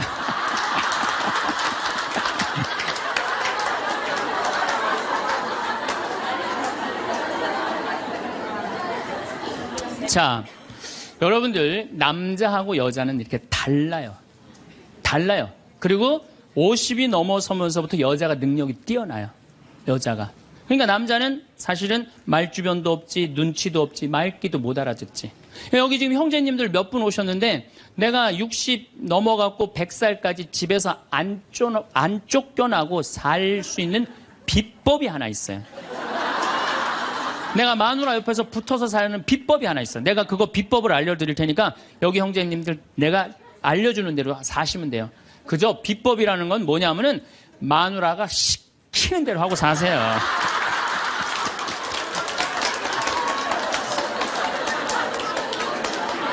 밥 먹으라고 그러면 밥 먹고 이 옷 입으라면 이 옷 입고 저거 입으라면 저거 입고 어디 갔다 오라면 갔다 오고 그러지 뭐 자기 뜻을 밝히지 마세요. 자기 뜻을. 그래야지 안 쫓겨나고 살 수 있어요. 시키는 대로 하고 살면 돼. 시키는 대로. 그래서 여러분들 혹시 우리 자매님들 내 남편이 참 목석 같다. 오늘 이해가 돼요? 안 돼요? 이해가 되죠? 구박하지 마세요. 원래 생겨 먹은 게 그런 거니까. 아니 본질적으로 말을 하기 싫어하는 게 남자야 남자. 남자들은 또 고민을 하잖아요.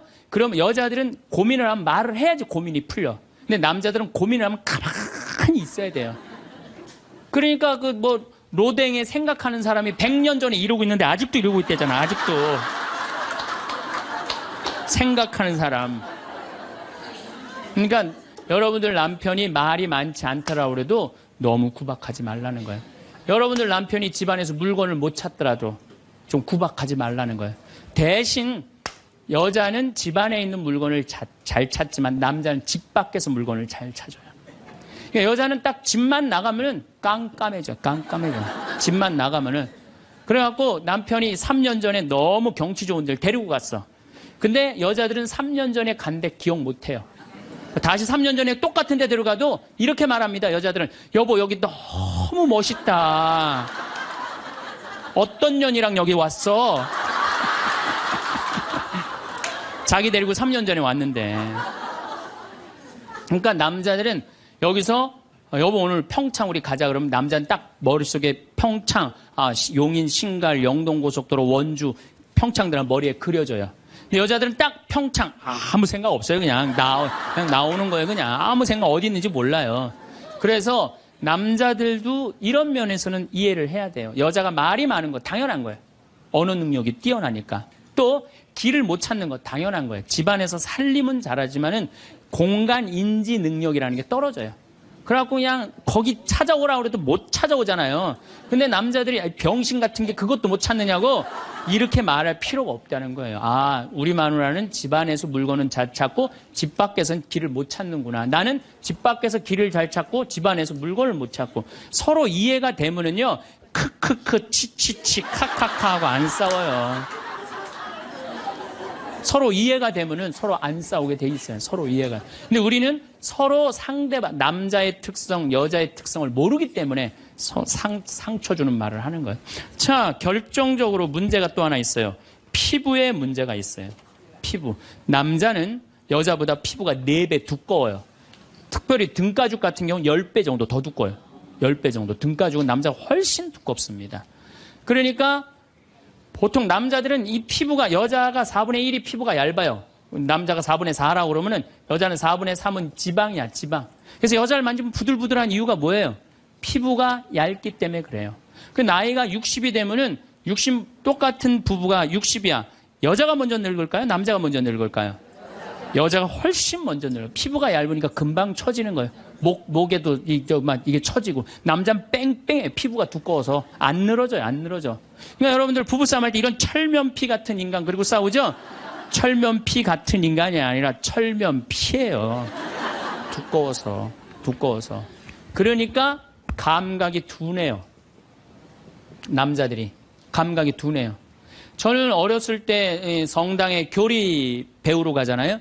교리 배우러 가면은요, 토요일 날 이제 교리 배우러 가면은 막 중고등학교 때 여자애들이 만나면 막 깍지 끼고 막 팔짱 끼고 막 끌어안고 난 이해가 안 됐어요. 왜냐면 우리 남자들은 팔짱 끼고 끌어안고 그런 거 안 하거든요. 왔어? 잘 지냈어? 이걸로 끝이지. 근데 여자애들은 막 서로 끌어안고 저는 그 중학교 때 쟤네들이 무슨 성적으로 문제가 있나 이런 생각이 들었어요. 근데 더 이해가 안 갔던 건 뭐냐면은 그렇게 여자애들 셋이서 막 끌어안고 막 난리를 치다가 화장실에 오줌 누러 갈 때 3명이 팔짱 끼고 같이 가는 거. 난 그게 이해가 안 되더라고요. 우리 남자들은요, 아무리 친한 친구가 있어도 오줌 마려 올 땐 그냥 혼자 갔다 와요. 어디가 그럼 뭐라 그랬나? 오줌 누러 가. 그러고 혼자 가요. 남자들이 아무리 친해도 야, 오줌 마려우니까 우리 오줌 누러 같이 가자. 이런 남자 한 명도 없어요. 근데 여자들은 야, 우리 화장실 가는데 같이 가자. 그러고 가요, 같이. 그러니까 보통 여자들이 이게 무슨 얘기냐면 이마만큼 다정다감한 존재. 여자들이 다정다감하기 때문에 여러분들 우리 자매님들 제가 성당에서 그런 거 참 많이 봐요. 이렇게 얘기해보면 남자들은 서로 마주보고 얘기를 해요. 근데 여자들은 성당에서 보면은 친한 자매들을 보면은 말이 통하고 마음이 통하잖아요. 그럼 바로 옆에 가고 허벅지 기대고 같이 기대면서 등짝을 쳐가면서 얘기해. 어머 맞다 얘. 네 말이 맞아 얘. 그러니까 피부가 4분의 3, 여자가 겨울에 추위를 잘 견디는 이유도 이 지방층 때문에 여자가 훨씬 잘 견뎌요.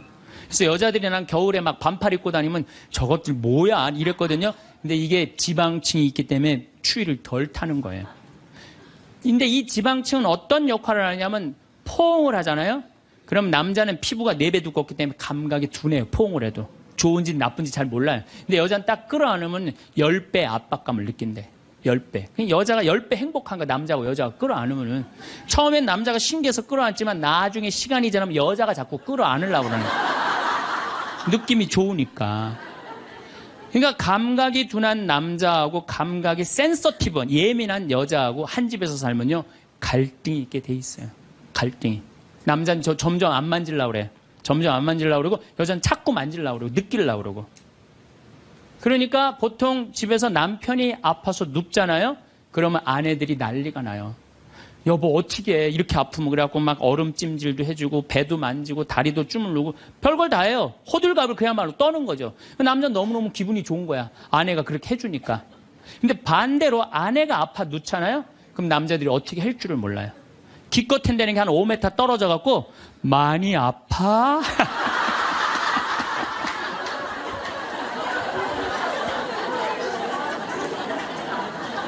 이때 섭섭해요, 안 섭섭해요?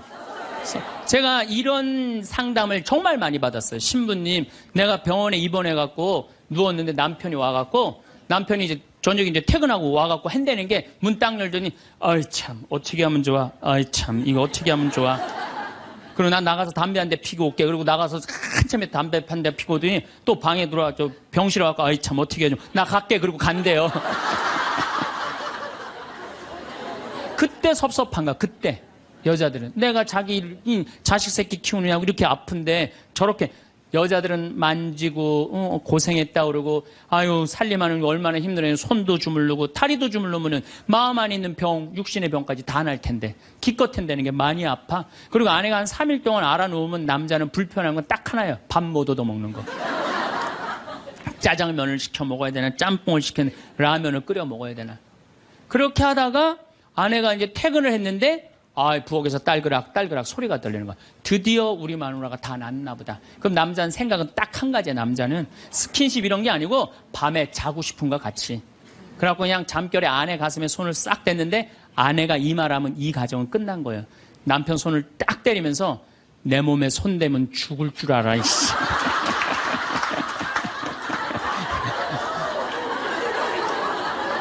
이건 뭐냐면 이제 싫은 거예요. 이제 본질적으로 이제 그러니까 남자가 손 대는 것조차도 싫은 거예요. 그런데 남자는 그때까지도 몰라요. 내 아내가 얼마나 나한테 애정이 식어 있는지, 어떻게 찬 얼음이 돼 있는지 몰라요. 그러니까 귀싸대기를 맞을 때까지 모른다니까요.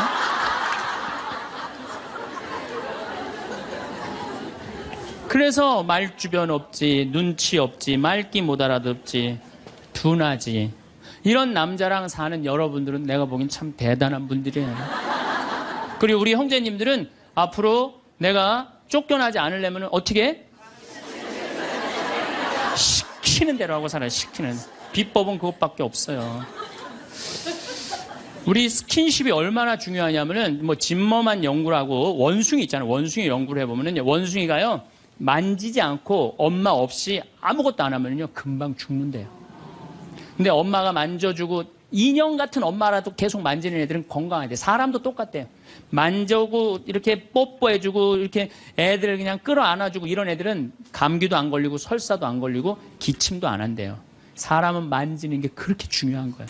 근데 우리나라 사회는 만지는 훈련이 안 돼 있어요. 이게 잘못 훈련이 돼 있지 또. 만져도 잘못 만져갖고 이상하게 감옥에 들어가고 막. 가족끼리 다정한 스킨십이. 저는 요즘 집에 가면 어머니 아버지 꼭 안아줘요. 헤어질 때도 꼭 안아줘요.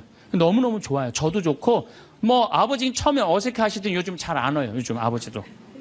얼마나 좋아요. 우리 자매님들 많은 분들이 신부님 참 혼자 사는 거 힘들지 않느냐고 이렇게 물어보는 분들이 있어요. 저는요 이렇게 물어보고 싶어요.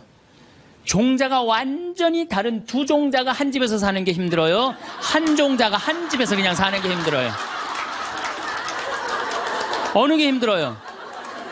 종자가 완전히 다른 두 종자가 한 집에서 사는 게 힘들어요. 부부로 사는 게 쉬운 일이 아니에요. 그래서 30년, 40년, 50년 그 안 맞는 거 맞춰가면서 산다는 게 쉬운 일이 아니에요. 기적이에요. 맞아요. 그래서 우리 여기 자매님들 여러분들만 맞추는 거 아니에요. 사실 남편들도 맞춰요. 그러니까 남편한테 좀 기분 좋은 소리 해주세요. 남자는요 말에 너무너무 녹아나요. 그러니까 남편한테 무슨 소리를 남자들이 제일 좋아하는지 제가 알려드릴게요. 여보, 당신 죽으면 나도 따라 죽을게. 이 말에 남자들은 뻑 가요. 뭐라 그러면서 여보, 난 당신 믿고 살아왔는데 난 당신 없으면 난 아무것도 아니야. 당신 죽으면 나도 따라 죽을 거야. 그러면요 남자들은 기분이 너무 좋아요. 따라 죽는다면은. 그리고 실질적으로 통계적으로 보면은 부부 금슬이 너무 좋은 부부가 이렇게 하는데 보통 아내가 먼저 죽으면 한 80살 넘어서 아내가 먼저 죽으면 부부 금슬이 너무 좋은 부부는요, 남자들이 6개월 이내에 죽는데요. 거의 같이 죽는데 통계적으로 그렇대요. 그런데 놀라운 건 부부 금슬이 너무 좋은데 할아버지가 먼저 죽으면 할머니들은 안 죽는데요. 그러니까 아니 할아버지들이 확인할 길이 있어? 죽으면 그냥 따라 죽을게. 그럼 남자들은 너무너무 행복하대요. 그래서 보통 정이 없는 부부가 한 집에서 살면은 정막강산이래. 나이 60, 70 넘어가고 한 집에서 살면 정막강산이래. 그런데 할머니가 먼저 돌아가시고 할아버지만 살아있으면 이건 망막강산이래. 망막강산. 그런데 할아버지가 먼저 돌아가시고 할머니만 살아있으면 이건 뭐냐면 금수강산이래. 금수강산.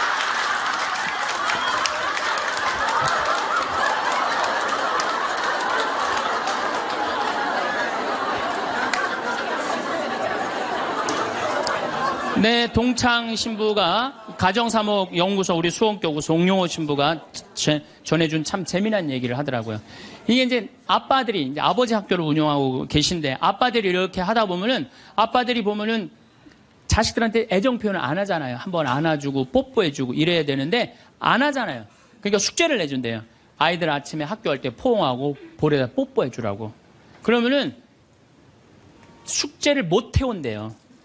아들들은 막 도망가고 엄마는 저기 막 딸들은 그런데 엄마한테 엄마 아빠가 미쳤나 봐. 날 끌어안고 막.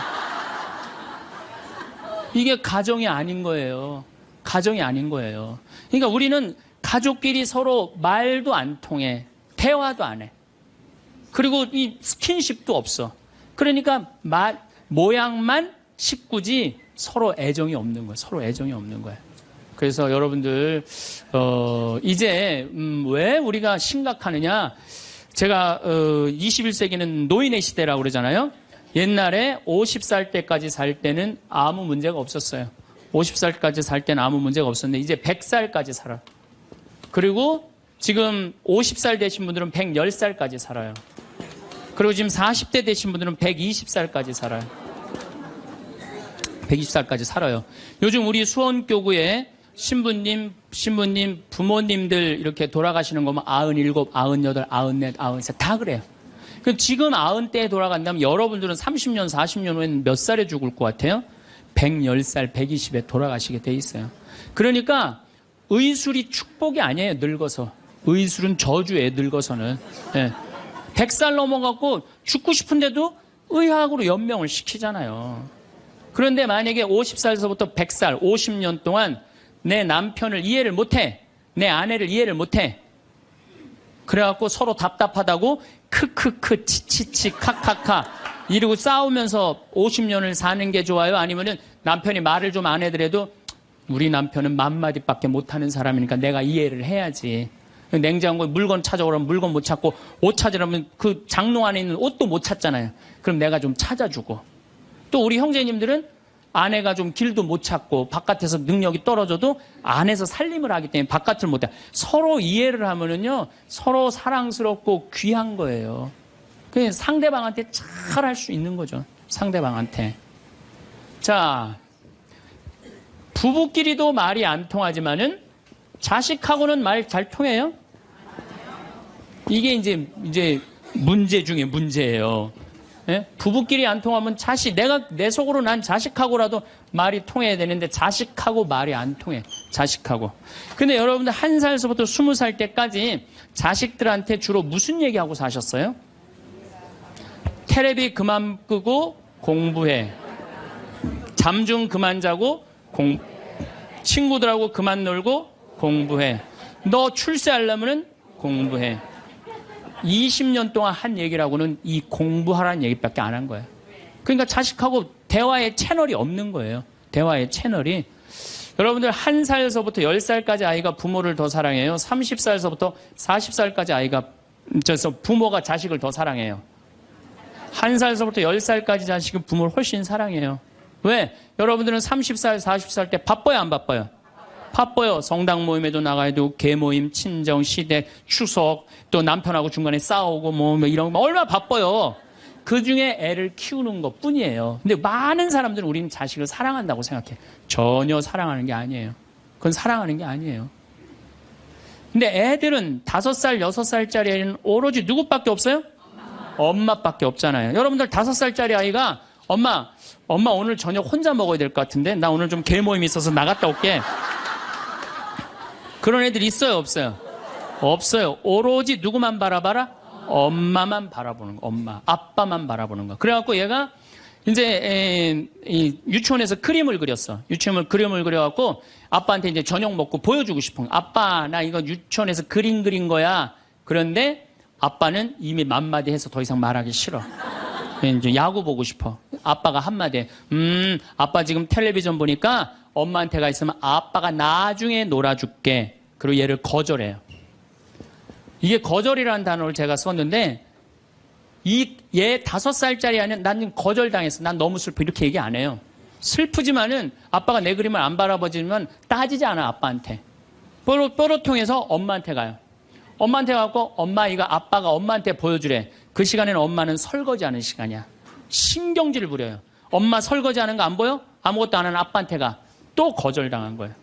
그래서 얘가 몇 살 때까지 거절당하냐면 10살 때, 초등학교 3학년 때까지 거절당하는 거예요. 초등학교 4학년 딱 올라가면서 얘가 부엌하고 거실 중간에 서서 결심합니다.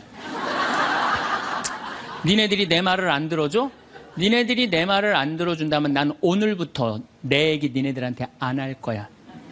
그리고 4학년 때부터 방문을 걸어 잠고 부모하고 얘기를 안 합니다. 그래갖고 아빠가 보고 싶어갖고 아빠는 그냥 계속 사랑한다고 착각하고 있는 거예요. 애는 이미 떠났는데. 그래갖고 보고 싶어갖고 한 5학년 때 문 딱 열면은 딸이 어떻게 할까요? 눈을 흰 눈동자 95% 까만 눈동자 확 뒤집고 내 방 왜 노크도 없이 들어오냐고. 그럼 대부분의 아빠들은 이때 뭐라고 표현? 저거 사춘기가 시작됐다고. 천만의 말씀이에요. 여러분들이 10년 동안 애를 밀어냈기 때문에 애가 자기 살 길 찾아간 거예요. 사춘기가 아니에요. 근데 많은 경우는 우리나라는 제가 사춘기 때 튀어나간다고 그래요. 제가 뭐 미국이나 캐나다나 호주나 이렇게 보면은 거기 사람들은 퇴근하면 집에 무조건 들어와야 돼요. 다른 데 갈 데가 없어요. 그러니까 계속 애들하고 어울리는 거야. 거기 대부분의 아이들은 참 부모하고 다정해요. 근데 우리나라는 다정한 자식하고 부모하고 다정한 중고등학교들 내가 본 적이 거의 없어. 100명 중에 한두 명 볼까 말까야. 대부분의 애들이 이상하게 부모를 밀어내요. 왜 저렇게 밀어낼까? 가만히 생각을 해보니까 부모가 밀어낸 거야. 부모가 애들 얘기를 안 들어준 거야. 많은 사람들이 저한테 그래요. 신부님 어쩜 그렇게 말을 잘하느냐고. 그런 얘기를 참 많이 해요. 강의를 잘하느냐고. 제가 한 번은 저 파주의 경기도 저기 교장 교감 선생님 연수 때 내 강의를 갔어. 한 200명쯤 되는 교장 선생님들이야. 44살 때. 그분들 표정이 뭐 저런 게 우리 60살 먹은 교장들한테 강의를 왔느냐 그런 표정이에요. 근데 내가 강의를 한 20분 했는데 자세가 바뀌시더라고. 끝났는데 기립박수를 받았어요. 성당 안 다니는 교장 선생님들 저한테 와갖고 신부님 말을 신학교에서 가르치느냐고. 저는 신학교에서 가르치는 게 아니라 내가 가만히 생각해보면은 나는 어렸을 때 아버지가 내 얘기를 참 잘 들어줬던 것 같아. 내가 무슨 말만 하면 아버지가 그렇게 웃으면서 들어주셨어요. 지금도 아버지가 이제 82살이신데 지금도 집에 가갖고 내가 막 수다를 떨면은 그렇게 기쁘게 들어주세요. 시끄러워 그만 떠들 이 소리를 난 잘하면서 한 번도 들었던 적이 없던 것 같아요. 한 번도. 그리고 막 나는 어렸을 때 아버지 목 좀 만지는 걸 그렇게 좋아했어요. 목젖이 이렇게 튀어나오면 너무 신기하잖아요. 100번을 만져도 그냥 계셨어요. 그리고 아버지가 수염이 많아. 우리 집이 수염이 많아. 우리 사부자가 하루만 수염 안 깎고 앉아있으면 깜깜해요. 네. 그렇게 수염이 많아 우리 집이. 그러니까 어렸을 때는 아버지 수염 만지는 게 그렇게 좋았어요. 그래갖고 근데 아버지가 한 번도 거절을 하신 적이 없어. 거절을. 그러니까 난 어렸을 때 어머니가 막 내 얘기를 들으면 그렇게 아주 그냥 자지러지게 좋아하셨어요. 그러니까 내 얘기를 즐겁게 들어줬던 부모님한테 난 거절당했던 기억이 별로 없어요. 그런데 요즘 아이들은 많은 경우 부모한테 거절당하면서 살아요. 거절하면서 뭐라? 빨리 들어가서 공부해. 너 지금 이럴 시간이 어디 있어? 들어가서 공부해. 그러니까 애들이 거칠어지는 거예요. 거절당하니까. 그러니까 말이 안 통하는 거 말이. 부모 자식이 말이 안 통해요. 그러니까 여러분들도 자식들하고 대화할 줄 몰라. 그래갖고 오늘 이제 강의 들었어. 그러면은 엄마 오늘 뭐 명동에 강의 어떻게 뭐 신부님 뭐 강의 들으러 갔다니 어땠어? 그러면은 대부분의 우리 엄마들은 이렇게 말합니다. 좋았어. 어떻게 좋았어? 그냥 좋았어. 빨리 들어가서 공부해, 너. 대화할 줄 모르는 거예요, 대화할 줄. 엄마, 오늘 뭐 명동에 뭐 평창에 신부님 왔다는데 어땠어? 내가 엄마가 강의를 들었는데 사람은 말에 등급이 있대. 말씀이 있고, 말씨가 있고, 말투가 있는데 나는 너를 이렇게 키우면서 말투를 던졌던 것 같아. 그래서 엄마가 참 많이 반성을 참 많이 했어. 그래서 우리 이 귀한 딸, 이게 5억이래. 우리 지금 10억이 앉아서 밥 먹자. 어? 얼마나 감사했는지. 난 정말 내가 이렇게 감사한지 나 오늘 강의 가면서 참 많이 느꼈어. 그래, 세상이 꼭 공부를 잘하는 거 그게 훌륭한 게 아니고 우리가 서로 아끼고 사랑하고 감사하면서 사는 게 이렇게 대화를 하면 애들은 성숙해요. 근데 우리는 생전 그런 얘기 안 해요. 내가 다음 주에 이 얘기를 다시 정말 심도 깊게 말씀을 드릴 거예요. 얼마나 우리가 자식 교육을 잘못하고 있는가. 대화다운 대화를 하자. 그러니까 말이 안 통하는 거야. 부부끼리도 말이 안 통하고 부모 자식끼리도 말이 안 통하고. 그러니까 집에 들어가서도 답답한 거야. 내 얘기를 털어놓을 데가 없으니까. 또 상대방도 답답한 거야. 자기 얘기를 들어줄 사람이 없으니까. 그래서 여러분들 과연 나는 생명을 살리는 말씀을 하나, 좋은 열매를 맺는 말씨를 뿌리나, 아니면 정말 기분 나쁜 말만 골라서는 말투를 던지나, 이거 생각해보고 다음 주에 또 만나도록 합시다. 감사합니다.